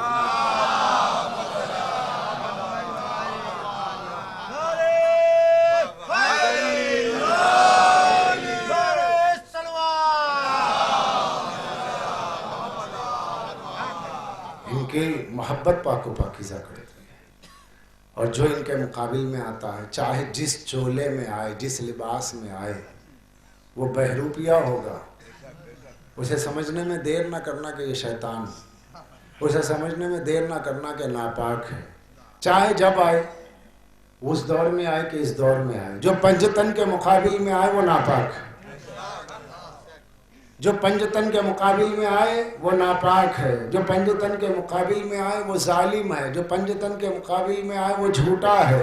جو پنجتن کے مقابل میں آئے وہ دین کا غدار ہے. جو پنجتن پاک کے مقابل میں آ جائے اس کا اسلام سے کوئی تعلق نہیں ہے. اس کے لیے اسلام صرف لام ہے. وہ اس کی زبان پر ایمان نہیں ہے، صرف مان ہے. اس کے ایمان کو ماننے کے لیے جس مان کی ضرورت ہے وہ مان کل ایمان ہے. اگر کل ایمان سے محبت نہیں تو کچھ بھی نہیں. صبح قیامت تک پنجتن پاک کی محبت ہمارے لیے مینار نور ہے، مشعل راہ ہے. اس لیے تو ترمذی شریف میں ملا کہ سرکار دو عالم نے پنجتن کے لیے فرمایا، اپنے 4 تن کے لیے 5ویں تن نے جو صدر اہل بیت ہے، سرکار دو عالم نے فرمایا علی و حسنین و زہرا کو چادر میں لے کر، جس نے تم سے جنگ کی میں نے اس سے جنگ کی، جس نے تم سے صلح کی اس نے مجھ سے صلح کی. اب علی سے لڑنے والا علی سے نہیں لڑ رہا تھا، رسول سے لڑ رہا تھا. حسین سے لڑنے والا حسین سے نہیں لڑ رہا تھا، رسول سے لڑ رہا تھا. تو حسین کا اب لوگ کہتے ہیں کہ بھئی یزید قاتل حسین سے ہی اللہ بخش دینے والا ہے. تم اگر امتی ہو تو بتاؤ کیا کوئی رسول کو قتل کر کے اللہ کی رحمت کا امیدوار ہو سکتا ہے؟ نہیں ہو سکتا. اس لیے تمہاری زبانوں کو بند کرنے کے لیے رسول نے کہا حسین کی جنگ میری جنگ ہے، حسین کی صلح میری صلح ہے، علی کی جنگ میری جنگ ہے. اور لے کے کہا اے اہل بیت جو تم سے جنگ کرے گا مجھ سے جنگ کرے گا. یا رسول اللہ جنگ کی کیوں باتیں ہو رہی ہے، فساد کی کیوں باتیں ہو رہی ہے؟ دعائیں دیتے ہیں تو دعائیں بچوں کو دی جاتی ہے، اپنے گھر والوں کو ان پہ کوئی مصیبت نہ آئے. دعائیں یوں دی جاتی ہے کہ پالنے والے میرے گھر والوں پہ کوئی آفت نہ آئے، کبھی ان پہ پریشانی نہ آئے. رسول چادر میں لے کر کے کہتے پالنے والے جو ان کا دشمن میرا دشمن، جو ان سے جنگ کرے گا مجھ سے جنگ کرے گا. یا رسول اللہ آپ دوسری دعائیں کیوں نہیں کرتے؟ کہ یہ دوسری دعاؤں کی انہیں ضرورت ہے جو ان چیزوں کے محتاج ہو. یہ میرے اہل بیت ہے، یہ کسی چیز کے محتاج نہیں ہے. میں انہیں پہچانوا رہا ہوں تمہارے ایمان کے تحفظ کے لیے. میں نہیں رہوں گا لیکن میرے نائب یہ رہیں گے، میرے جانشین یہ رہیں گے. جو ان سے جنگ کرے اس کو مسلمان نہ سمجھنا. ہم اللہ کے نبی کہہ رہے ہیں جو ان سے جنگ کرے وہ مجھ سے جنگ، جو نبی سے جنگ کرے وہ مسلمان نہیں ہوتا. اللہ کا نبی اسے مسلمان کہنے کی اجازت نہیں دیتا. آپ کہتے رضی اللہ کہہ دیجئے. بات کہاں جائے؟ نبی کی مانے کہ آپ کو مانے؟ کیوں؟ جب نبی کی مانیں گے تو نبی نے اپنی جگہ کہہ دیا فاطمہ میرا جز، علی منی وانا منو، علی مجھ سے میں علی سے. اب میں نہیں ہوں تو میری جناب میری نیابت میں میرا علی ہے. اب جو علی سے جنگ نبی سے جنگ. بات بالکل صاف ہے. نہیں اس زمانے میں جو لوگ آئے تھے وہ ذاتی دشمنی میں نہیں آئے تھے. اچھا تو کیا کرنے کے لیے آئے تھے؟ اگر کوئی شخص کسی پہ تلوار کھینچ دے، نہیں کوئی ذاتی دشمنی نہیں تھی، تو کیا محبت میں کسی پہ تلوار اٹھائی جاتی ہے؟ فلسفہ ایسا ہے کہ کوئی اسے سمجھ ہی نہیں سکتا، صرف اس لیے کہ صحابیت بچ جائے. صحابیت کیوں بچے؟ چلیے میں اختتام پہ آ رہا ہوں کیونکہ ابھی اس کے بعد 5 مجلسیں. یہ سب جانتے ہیں. کئی لوگوں نے مجھ سے بھی پوچھا، میرے بھائیوں نے، کہ بھائی اتنا سب کچھ کتابوں میں ہے تو لوگ مانتے کیوں نہیں؟ یہ سب کہیں گے نہیں بے شک علی حق پر ہے، مگر یہ جو علی کے مقابل میں صحابہ تھے یہ ذاتی دشمنی میں نہیں آئے تھے، کچھ مس انڈرسٹینڈنگ غلط فہمی ہو گئی تھی. تو اس غلط فہمی کو دور کرنے کے تو مولا نے کہا تھا آؤ مجھ سے بات کرو. بھائی علی نے یہی تو کہا تھا نا کہ مجھ سے بات کرو، اگر غلط فہمی ہے تو دور کرو. اگر امام حسن نے یہی تو کہا تھا نا غلط فہمی ہے تو دور کرو. مس انڈرسٹینڈنگ ہو گئی ہے تو سامنے علی موجود ہے تو بات کیوں نہیں کی گئی؟ آج آپ جن کی طرف سے بات کر رہے ہیں انہوں نے اپنی غلط فہمی کو دور کرنے علی سے بات کیوں نہیں کی؟ اس کا سبب کیا ہے؟ اس وکالت کا کیا سبب ہے؟ تلاش. مجالس پڑھنے کے لیے ذرا محنت کی جو مجلس پڑھی جاتی ہے اس میں بہت مطالعہ کرنا پڑتا ہے، اور مطالعے کی عادت ہونے کی وجہ سے کثیر مطالعے میں بعد میں بہت کم چیزیں ہی ملتی ہیں، کبھی کبھی پوری کتاب میں ایک پوائنٹ ملتا ہے اور اس کے بعد پیش کرنا پڑتا ہے۔ تو ان چیزوں کو خالی واہ واہ کام و دہن کی لذت بنا کے نہ لے جائیے، خصوصاً میرے جو چھوٹے بھائی ہیں، نئی نسل ہے، اس چیز کو محفوظ رکھے جو میں کہہ رہا ہوں کہ لوگ یہ کہتے ہیں کہ بھائی مولا علی حق پر ہیں، مگر علی کے مقابل میں جو لوگ گئے تھے وہ ذاتی دشمنی میں نہیں گئے تھے، غلط فہمی ہو گئی تھی۔ غلط فہمی ہوئی تو کب تک ہوئی غلط فہمی؟ ایک رات، ایک دن، ایک جنگ، تین جنگیں اور غلط فہمی چل رہی ہے۔ تو آپ یہ کیوں کہہ رہے؟ اچھا، یہ غلط فہمی ہوئی تھی، کیا انہوں نے کہا؟ کیا معاویہ نے کہا مجھے علی کے بارے میں غلط فہمی ہوئی؟ کہا؟ کیا بی بی عائشہ نے کہا کہ مجھے علی کے بارے میں غلط فہمی ہوئی؟ نہیں، کسی نے کہا۔ پھر آپ کیوں بول رہے ہیں؟ آپ کو بولنے کیا انہوں نے حق دیا؟ نہیں، آپ ان کے وکیل ہو، صرف مان رہے ہو۔ سوال یہ کہ جب انہوں نے اپنے بارے میں خود یہ نہیں کہا کہ ہمیں غلط فہمی ہو گئی، اگر کہا ہو تو بتائیے کہاں لکھا ہے؟ نہیں، وہ تو لڑتے ہی رہے بھائی۔ 50 سال تک تو ممبروں پر مولا کا نام لے کر خبیثوں نے لعنت کی ہے، جمعہ کے موقع پر اتنی بڑی غلط فہمی، اور سب برداشت کرتے رہے۔ جب میں اس کی تلاش کرتا رہا تو مجھے کتاب ملی، اور نام لینے پہ گھبرائیے مت کہ میں نے کسی کا نام لے لیا تو پریشان ہونے کی ضرورت نہیں ہے، نام لے کر ہی پڑھنا ہے۔ اس لیے کہ معلوم کیسے ہوگا؟ بھئی آدم کو سجدہ نہیں کیا، اب جس نے نہیں کیا میں اس کا نام نہیں بولوں گا، یہ کیا بات ہے؟ نہیں بولیں گے تو آپ بچیں گے کیسے؟ بھئی شیطان نے نہیں کیا، دھیرے بولیے۔ دھیرے بولیں گے تو معلوم کیسے ہوگا بچوں کو؟ جو قاتل ہے اس کو قاتل کہا جائے گا، جو بدماش ہے اس کو بدماش کہا جائے گا، جو چور ہے اسے چور کہا جائے گا۔ بھئی علی کا قاتل کون ہے؟ ابن ملجم۔ ابن ملجم قاتل ہے، عبد الرحمن ابن ملجم، مگر علی کے مقابل میں کون ہے؟ وہ بھائی ہے، نام ہے قاتل، آپ نے ابن ملجم کہہ دیا کہ ارے بھائی تو ابن ملجم تو ایک فرد تھا، کس کے سکھانے پر آیا، کس کی پارٹی کا تھا، پارٹی کا نام بولو بھائی، ڈر کیا ہے؟ یہ عجیب دنیا کا فلسفہ ہے جس کے شکار کچھ اپنے بھی ہو رہے ہیں مصلحتاً۔ نہیں، آپ خالی یہ بتا دیجئے مظلوم کون ہے، ظالم کا نام مت لیجئے۔ سارا شیعت کا فلسفہ ہی اتنا ہے کہ ظالم کو چھپنے نہ دیجئے، ظالم کو چھپنے نہ دیجئے۔ ہماری ساری زیارتوں میں لعن اللہ من قتلت کا، اس پر لعنت جس نے آپ کو قتل کیا۔ تو اب علماء اتنا لکھ کے خاموش ہو گئے، زیارت میں بتائے کون ہے قاتل، کون ہے قاتل زہرا، کون ہے قاتل محسن، کون ہے قاتل حسن، بتائے کہ نہیں بتائے؟ تو اب آپ کو یہ سننا ہے کہ جب یہ سب کچھ معلوم ہے تو یہ کیوں کہا جاتا ہے کہ ان کو غلط فہمی ہوئی تھی؟ تو میں تلاش کرتا رہا تو ایک کتاب مجھے ملی، اس کا نام ہے کتاب الوصایا، شاہ ولی اللہ محدث دہلوی، بہت بڑے عالم تھے، ہندوستان کے ٹاپ موسٹ سنی اسکالرز اور ڈیبیٹس میں نمبر 1 عبدالعزیز دہلوی، ان کے باپ شاہ ولی اللہ محدث دہلوی، انہوں نے اپنی وصیت نامے میں لکھا، کتاب الوصایا میں مجھے ملا، اب جو 6-7 رسالے ان کے چھپے اس میں، بڑی کام کی بات ہے۔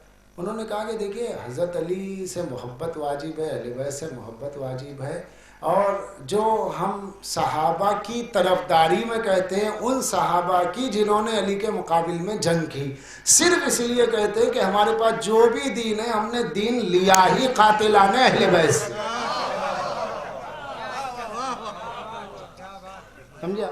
چونکہ ہمارے پاس دین ان سے موجود ہے جنہوں نے اہل بیت سے جنگ کی۔ اب اگر ہم یہ کہتے ہیں یہ غلط ہے تو فوری سوال ہوگا انہیں غلط بھی مانتے اور ان کے دین پہ بھی چلتے ہو، تو لہٰذا دین سے دستبردار ہونا پڑے گا، وڈرا ہو جانا پڑے گا۔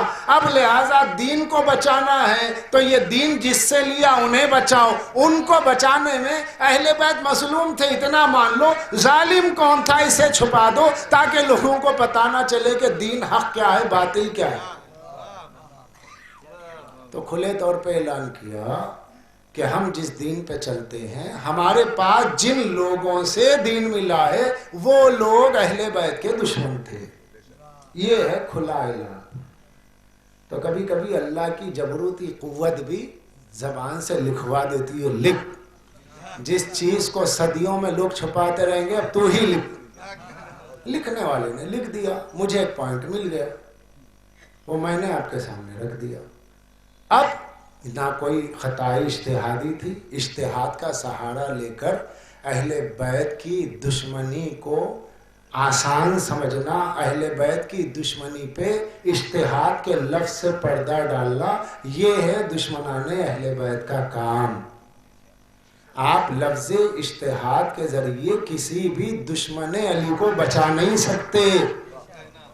جب معاویہ کا ذکر آیا نہیں ان کی خطا اجتہادی ہے، جب فدق کا ذکر آیا تو کہا نہیں ان کی خطا اجتہادی ہے. زہرا حق پر ہے، بولے خدا نخواستہ ہم بی بی زہرا کو نہیں کہہ سکتے، مگر خلیفہ بھی جو ہے ان کی اجتہاد سے کہا انہوں نے. اجتہاد ہے، کوئی ذاتی دشمنی نہیں. واہ، یہ اجتہاد عجب ہے کہ ایک دشمن دی علی سے قتل کرے، علی سے جنگ کرے اور خطا کہیں اس کو. اس کا مطلب یہ ہوا کہ اگر معاویہ سے جنگ کرتے ہوئے علی شہید ہو جاتے، معاویہ سے جنگ کرتے ہوئے علی شہید ہو جاتے، یہ دنیا کہتی کہ معاویہ سے خطا اجتہادی ہوئی. اور خطا اجتہادی پہ لیے لوگ یہ کہتے بھئی جس سے خطا اجتہادی ہوئی اس سے سزا نہیں ہے، بلکہ اللہ کی طرف سے جزا ہے کہ اس نے پوری کوشش کی مگر نتیجہ غلط نکلا تو کوشش پہ ثواب ملے گا.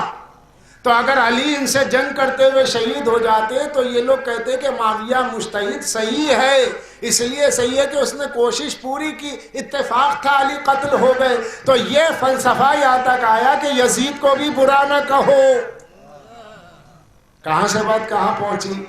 اس لیے ہمارے پاس ہر نماز کے بعد میں مختصراً صحیح زیارت پڑھ کر کے ہم اپنے بچوں کو بھی بتاتے ہیں بیٹا نماز پڑھتے ہی حسین کے قاتل پہ لعنت کرنا، تاکہ کسی اجتہاد کے پردے میں دشمن اہل بیت علی کے قاتل کو، حسین کے قاتل کو چھپا نہ سکے. اس لیے ہمارے پاس نماز پڑھنا واجب ہے. کیوں واجب ہے؟ اس کا ایک نقطہ یہ ہے کہ جب نماز پڑھو گے، نماز پڑھتے ہی قاتلان اہل بیت پہ لعنت کرو. تو نماز پڑھتے ہی آپ قاتل اہل بیت پہ لعنت کرو گے، اور اگر نماز چھوٹ گئی تو آپ زیارت سے بھی محروم ہو جاؤ گے. تو کم سے کم یہ سوچو کہ آپ کی زبان سے جو لعنت کا لفظ نکلتا ہے وہ یہاں ٹکتا نہیں ہے، جا کے دشمن اہل بیت کو تیر کی طرح چبھتا ہے. اب جو چاہتا ہے کہ قاتلان حسین پر، قاتلان اہل بیت پہ تیروں کی بوچھار کم نہ ہو، تو اس کو نہ سجدے سے رکنا ہے نہ زیارت سے روکنا.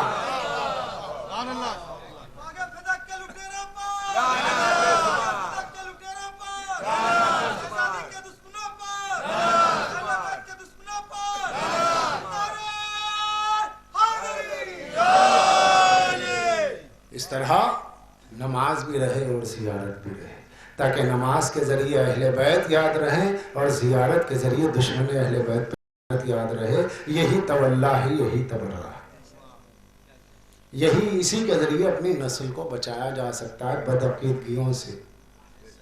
کسی دشمن اہل بیت سے کوئی سافٹ کارنر دل میں نہ ہو، کوئی نرم گوشہ نہ ہو. ارے ایسا ویسا کچھ نہیں. ہاں وہ لوگ جو عوام ہے، عوام میں جو بیچارے جانتے ہی نہیں کچھ بھی کہ اہل بیت پہ کس نے کیا ظلم کیا، تو آپ ان کا میل جول رکھنا ان کو حق بتانے کے لیے ضروری ہے. مگر جو بڑے بڑے گزرے ہیں نا، جیسے باغ فدق کے لٹیرے، جیسے معاویہ اور جیسے جمل کی بی بی، ان سب سے آپ کے دل میں کوئی نرم گوشہ نہ ہو. اور اگر کوئی یہ کہے نہیں نرم گوشہ رکھے تو سمجھ لینا اس کا تعلق انہی سے ہوگا. دعا کرنا کہ پالنے والے ایسے لوگوں کا حشر ان کے ساتھ ہو جو اہل بیت کے قاتل ہو. ہم دشمنان اہل بیت پہ تبرہ کرتے ہیں، ہمارا حشر اہل بیت کے چاہنے والوں کا. یہ مجلسیں جو منعقد کی جاتی ہیں، ان مجلسوں کا مقصد یہ ہے کہ اپنے بچوں کو، اپنے چھوٹے بھائیوں کو، اپنی چھوٹی بہنوں کو اور آج کے اس انتہائی بگڑے ہوئے ماحول میں کم سے کم اپنا اہل بیت کے متعلق عقیدہ پکا رکھو، کیونکہ اگر یہ پکا ہے تو سب ہے۔ اور نماز نہ چھوڑنا ہے چاہے جس حال میں ہو، کیونکہ میں نے آپ سے کہا کہ نماز پڑھتے ہیں آل محمد پہ صلوات، نماز ختم ہوئی دشمن اہل بیت پہ لعنت۔ تو اللہ چاہتا ہی یہ ہے کہ آپ نماز اس لیے پڑھیں تاکہ اہل بیت کے دشمنوں پہ لعنت کرے اور اہل بیت پہ صلوات بھیجے۔ وہ اپنی نماز کیوں پڑھوا رہا ہے؟ اسے عبادتوں کی کیا ضرورت ہے؟ وہ معبود ہے، بے نیاز ہے۔ صبح قیامت تک آپ سجدے پہ سجدہ کرتے جائیں، کوئی اس کی عظمت میں اضافہ ہو جائے گا؟ روئے زمین کی ساری مخلوق اللہ کی عظمت سے انکار کر دے تو کیا عظمت گھٹ جائے گی؟ نہیں، وہ صمد ہے، بے نیاز ہے۔ وہ اپنی نماز پڑھوانا اس لیے چاہتا ہے تاکہ آپ کے ذریعے دشمن اہل بیت پہ تبرہ بھی ہو، اہل بیت پہ رحمت بھی آپ کی زبانوں سے جاری ہو، اور اسی کو عبادت بنا دے اور اسی کے ذریعے آپ کو نجات بھی دے دے۔ اب جو اس سے بچنا چاہ رہا ہو، نجات سے بچنا چاہ رہا ہو۔ اگر آپ کو پتا چلے کہ بھائی یہاں کا ابھی تو الیکشن ہو گیا، میں مثال بھی نہیں دے سکتا، چلیے رزلٹ آ گیا، کوئی بھی سی ایم ہے، آپ کو پتا چلا کہ صاحب ایسی جگہ آپ ہیں کہ دن میں 2 بار آپ کا بغیر کسی وسیلے کے، بغیر کسی ذریعے کے، بغیر کسی ذریعے کے 2 بار آپ سی ایم سے مل سکتے، الون میں آرام سے۔ آپ بولے بھائی میرے سارے مسئلے حل ہو جاتے ہوتے، کیوں؟ سی ایم فیل ہوتا، محسوس ہوتا، احساس میں آتا، اس کا وجود سامنے ہے، اثر ہوتا۔ لیکن یہ پوری کائنات کا ایک یونیورسل مائنڈ ہے، ایک پوری کائنات کا مینوفیکچرر خدا ہے، وہ آپ کو کہہ رہا ہے 5 بار فری آپ کے سامنے، بالکل اپائنٹمنٹ فری ہے، یہ 5 بار آپ میرے پاس آ جاؤ، جو مسئلہ ہے مجھ سے اکیلے میں بولو، جیسے بولو میں حاضر ہوں۔ وہ حل کرنے بیٹھا ہوا ہے، آپ بھاگ رہے ہیں۔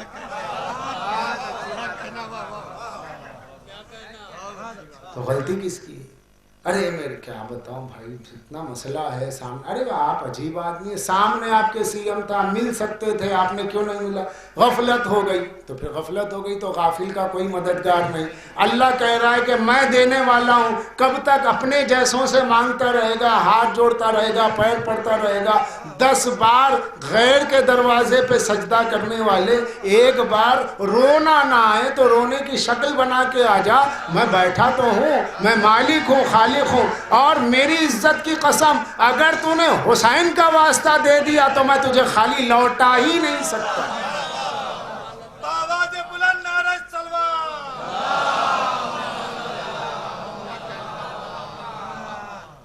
تو یہ سب ہماری اپنی غفلتیں ہیں۔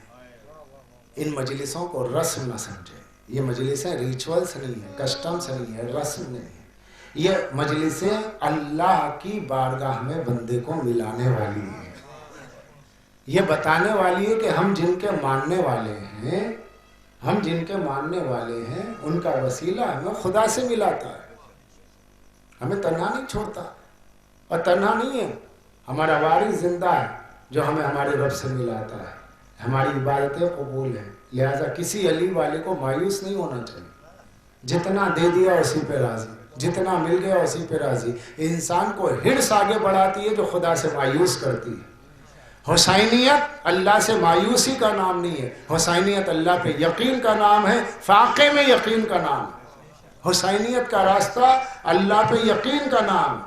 جہاں اللہ پہ، ایک جملہ عرض کر رہا ہوں، اللہ پہ جس بندے کو یقین نہیں ہوتا تبھی سے وہاں سے جرم کرنا شروع کرتا ہے۔ جرم کرنے کی وجہ یہ ہے کہ نہیں بھائی اب حلال سے کچھ نہیں ہوگا، یہ دیں گے نہ وہ دیں گے، اب کچھ کرنا پڑے گا۔ یہ جو کچھ کرنا پڑے گا نا، یہیں سے شیطان ساتھ ہوتا ہے۔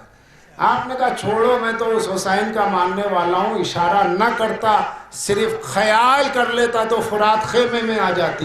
جب میرے مولا نے اللہ کی مشیت کو اختیار کیا، خود مشیت اللہ بن گئے، تو میں بھی اس حسین کا ماننے والا ہوں.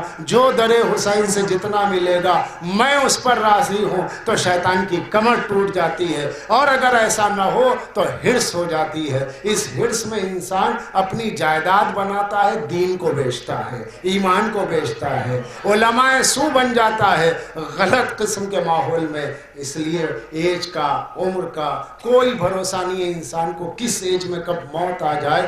اہل بیت پہ بھرپور یقین ہو، اللہ کی ذات سے امید ہو، کیونکہ شہزادی زہرا کی یہ مجلسیں ہیں جو اللہ کا یقین آپ کو دیتی ہیں. وہ زہرا کہ جس کا در بھی جلا، جس کا گھر بھی جلا، وہ زہرا جو یہ کہتی ہوئی دنیا سے گئی، صبت علی مصائب اللہ انہا صبت علی الایام سرن لیالے. آنے والے یہ مصیبتیں، اے بابا یہ مصیبتیں جو پڑی اگر دن پہ پڑتی تو رات میں بدل جاتی. اس کے لیے علماء نے بیان کیا کہ یہ تبدیل ماہیت کی طرف اشارہ ہے. تبدیل ماہیت سے مراد کیا ہے؟ تبدیل ماہیت سے مراد ہے چیز ہو اس کی شکل بدل جائے، جیسے لوہا آگ بن جائے دھوپ سے. یہ جو فرمایا نا کہ اگر دن پہ پڑے، یعنی آفتاب ٹھیک 11:30 بجے سوا نیزے پر بالکل سر پہ ہے، اچانک اندھیرا چھا جائے تو آپ کہتے ہیں کیا حادثہ ہو گیا؟ کہ یہ وقت تو سورج کی تابانی کا ہے. ایسا ہی 18 سال جو ہوتے ہیں وہ شباب کے ہوتے ہیں. 18 سال میں اگر ہاتھ میں لکڑی آ جائے تو ایسا ہے جیسے دن میں اندھیرا آ جائے. نہیں، اس 18 سال کے ساتھ 2 چیزیں یاد رکھیے، اور 2 چیزیں یاد آتی ہیں. ایک زہرا کی 18 سالہ ضعیفی، ایک اکبر کی 18 سالہ جوانی. کربلا کا ذکر ہو تو 18 سالہ جوان، اور مدینے کا ذکر ہو تو 18 سالہ ضعیفہ. 18 سال کی عمر میں شہزادی زہرا کے ہاتھ میں عصا. ہزاروں بار آپ نے سنا. اب میں پڑھ رہا ہوں تو کوئی نئی چیز نہیں پڑھ رہا ہوں، لیکن میں آپ سے کہتا ہوں کہ آپ کے گھر میں آپ کی ماں جس کی عمر 50 55 60 جتنی بھی ہو، فریش ہو جائے، بیمار ہو جائے، بستر لگ جائے، اٹھنا بیٹھنا محال ہو، گھر کے سب لوگ پڑوس میں جا رہے ہیں، دعوت میں جا رہے ہیں، شادی میں جا رہے ہیں، سب کر رہے ہیں، لیکن یہ کہ آپ کی ماں کہیں جانے آنے کے قابل نہ ہو، تو کیا آپ نے نہیں دیکھا کہ بچیاں جب کہیں دعوت میں جانا چاہتی ہیں تو اپنی ماں کو دیکھ کے روتی ہے، اور ماں کہتی ہے نہیں میرے لیے رونا مت، تم دعوت میں جا کر کے آؤ.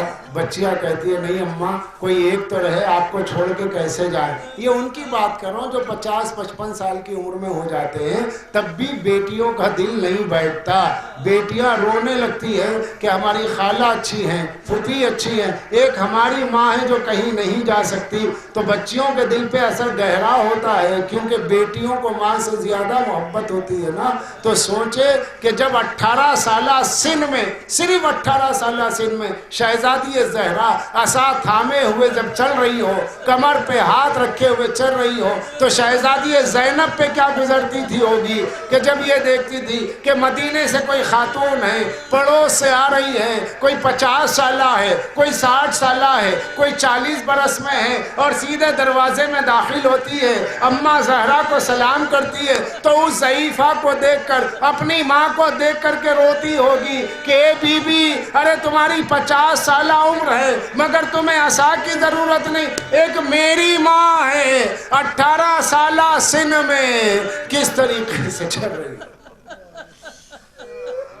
مصائب احساس کا نام ہے، تصورات کا نام ہے کہ آپ اس کو اپنے پہ طاری کریں کہ 18 برس کے سن میں آپ کی بیٹی اگر لکڑی لے کے چلنے لگے تو باپ کا دل پھٹ جاتا ہے. اور سوچو روح رسول پہ کیا گزری ہوگی، اور اس وقت کیا گزری ہوگی جب زہرا نے کمر پہ ہاتھ رکھ کے کہا ہوگا یا بتا اب تو میں آپ کے مزار پہ بھی نہیں آ سکتی، میرا محسن شہید ہو گیا بابا. بابا اللہ میں کس طریقے سے آپ کے پاس حاضر ہوں. آپ کی امت نے مجھ پہ وہ ظلم کر دیا کہ تھوڑی سی جائیداد کے لیے میرا محسن بھی شہید ہوا, ابو الحسن کے گلے میں رسن بندھی, میرا گھر بھی جلا, میرا دروازہ جلا دیا گیا. اے بابا, ارے روزانہ آپ کے مزار مقدس پہ حاضر ہوتی تھی, لیکن اب مجھ سے چلا نہیں جاتا بابا, مجھ سے اٹھا نہیں جاتا.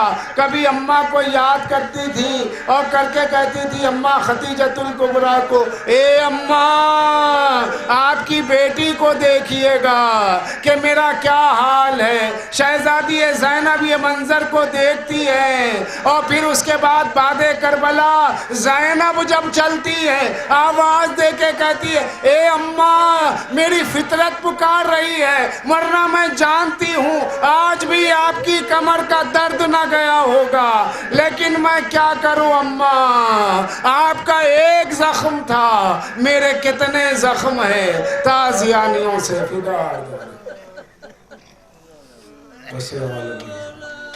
پالنے والے تجھے واسطہ ذکر محمد و آل محمد کا ہم سب کو نیک توفیق عنایت فرما. جو بیمار ہے صحت عطا فرما, جو مخروض ہیں ان کے قرضے ادا فرما دے, جو زیارت سے مشرف نہیں ہوئے انہیں زیارت سے مشرف فرما. وہ تمام افراد جو دین اہل بیت سمجھنے کے لیے بیٹھے ہیں, پالنے والے ان کی نیت کے مطابق اہل بیت کی عظمت اور اہل بیت کے دین کو ان تک سمجھا دے. پالنے والے جو کچھ کے میری خدمات ہیں, ان خدمات کو اہل بیت کے حق میں جو کچھ کی جا رہی ہے اسے قبول فرما. پالنے والے تجھے واسطہ محمد و آل محمد کا قاتل زہرا اور دشمنان اہل بیت پر لعنت فرما, عذاب شدید ان پہ نازل فرما. اے مولا کے ظہور میں تاجیل فرما, ہمیں ان کے ناصروں میں شمار فرما. وَسِيَعْلَمُ الَّذِينَ ظَلَمُوا أَيَّ مُنقَلِبٍ پسلیاں ٹوٹ گئی, پسلیاں ٹوٹ گئی, قبر احمد پہ یہی فاطمہ زہرا نے کہا, پسلیاں ٹوٹ گئی, پسلیاں ٹوٹ گئی, درد ہوتا ہے بہت پاس نہیں کوئی دوا, پسلیاں ٹوٹ گئی,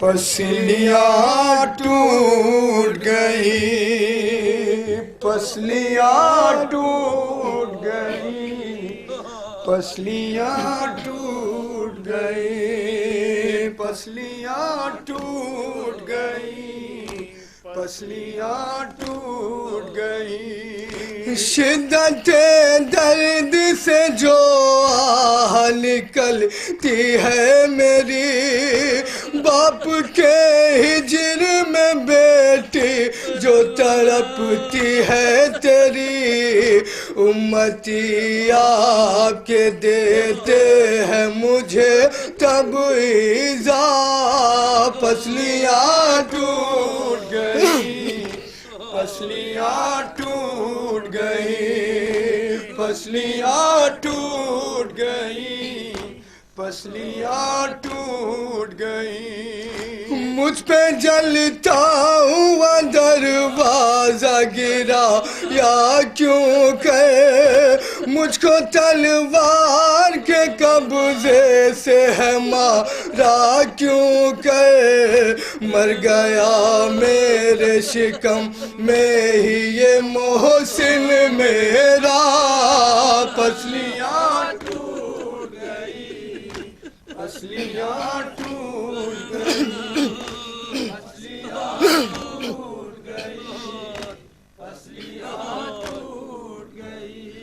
مجھ کو معلوم نہ تھا دیں گے دگا یہ ایسی, باپ کے مرنے پہ پرسا نہیں دے ہوگا کوئی خوب امت نے کیا اجر رسالت کو ادا پسلیاں ٹوٹ گئی پسلیاں ٹوٹ گئی پسلیاں ٹوٹ گئی پسلیاں ٹوٹ گئی بن سہارے کے میں دو گام نہیں چل پاتی دو قدم چلتی ہوں بابا تو میں گر جاتی ہوں انگلیاں بچوں کی تھامے ہوئے آئی زہرا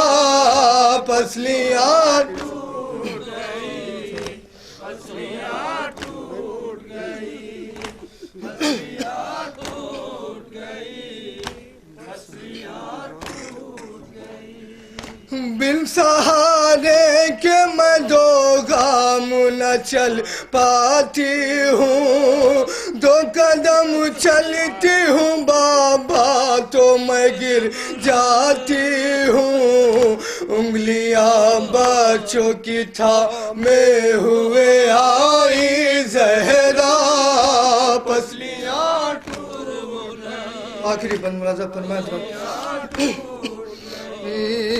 پسلیاں ٹوٹ گئی پسلیاں ٹوٹ گئی کیسے سہ پائیں گے بچے یہ جدائی میری صرف 18 برس میں ہوئی ہوں بوڑھی آپ کے بعد ہی یہ مجھ پہ ہوئے جور و جفا پسلیاں ٹوٹ گئی پسلیاں ٹوٹ گئی پسلیاں ٹوٹ گئی پسلیاں ٹوٹ گئی بعد مرنے پہ بھی وہ ظلم ہوا زہرا پر منہدم بی بی کا روزہ ہوا مہدی منظر آج بھی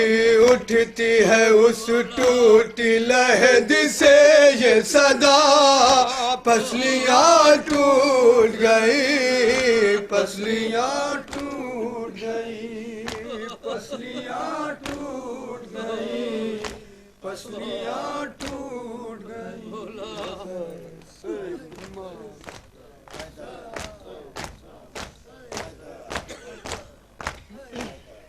السلام علیکم ابا عبداللہ السلام علیکم ابن رسول اللہ السلام علیکم ورحمۃ اللہ وبرکاتہ السلام علیکم یا قریب الغرباء السلام علیکم یا معین الضعفاء والفقراء السلام علیکم یا شمس الشموس السلام علیکم یا انیس النفوس السلام علیکم ایھا المدفون بارض طوس روحی و جسمی لک الفدا ورحمۃ اللہ وبرکاتہ السلام علیکم صاحب العصر والزمان الامان الامان الامان السلام علیکم یا خلیفۃ الرحمن السلام علیکم یا شریک القرآن السلام علیکم امام الانس والجان السلام علیکم امام زماننا ھذا عجل اللہ تعالی فرجک وسهل اللہ مخرجک وظہورک السلام علیکم ورحمۃ اللہ وبرکاتہ آپ حضرات بیٹھ جائیں اپنی اپنی جگہ پہ بیٹھ جائیں چند منٹ کی زحمت اور ہے جو آپ کو کوپن دیا گیا اس پہ نمبر لکھا ہے کوپن اپنے ہاتھ میں پکڑ کے رکھیں نمبر پکارا جائے گا جس کا نمبر ہوگا پہلا قرآن جو کھولا جائے گا اس کی خدمت میں قرآن مجید پیش کیا جائے گا دوسرا قرآن جو ہے اس کو نہج البلاغہ پیش کیا جائے گا اور تیسرا قرآن جو کھولے گا وہ خوش نصیب شخص ہوگا جس کو مولا کربلا بلائیں گے کربلا کی زیارت کر کھولا جائے گا مل جل کے صلوات بآواز بلند ارشاد فرمائیں 50 نمبر 050 ماشاءاللہ نعرہ حیدری بھائی اتنے لوگ بیٹھے ذرا صلوات پڑھتے رہے نعرے لگاتے رہیں مولا انشاءاللہ کربلا کی زیارت سے مشرف فرمائے ایک صلوات پڑھیں بآواز بلند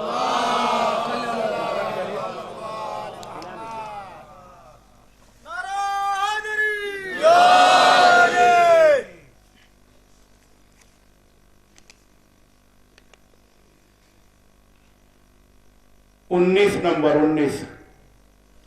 माशाअल्लाह, सलवात पढ़े भैया आप हजरात।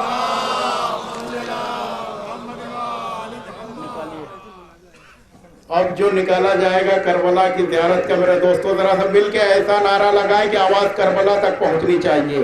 दोनों हाथों को बुलंद करके नारा हैदरी, नारा हैदरी, नारा हैदरी।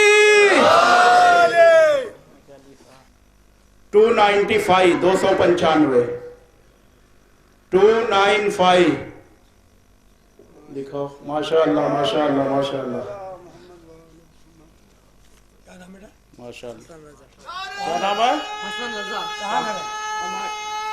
हसन रजा। करबला की ज़ियारत का हसन रजा सल्लम जो अमट के ही रहने वाले हैं, उन्हें करबला की ज़ियारत पे भेजा जाएगा। आप हजरात नजर मौला नोश फरमाए। मेरे दोस्तों कल की शब जो है शहादत की शब है। मेरे दोस्तों कल और परसों दिन में बिल्कुल अपना काम बंद रखे। आशूर की तारीख आशूर से कम नहीं है तारीख शहादत की तारीख। कल ठीक 8 बजे मौलाना मिंबर पर तशरीफ ले आएंगे। आप हजरात मजलिस में पाबंदी वक्त के साथ तशरीफ लाएं।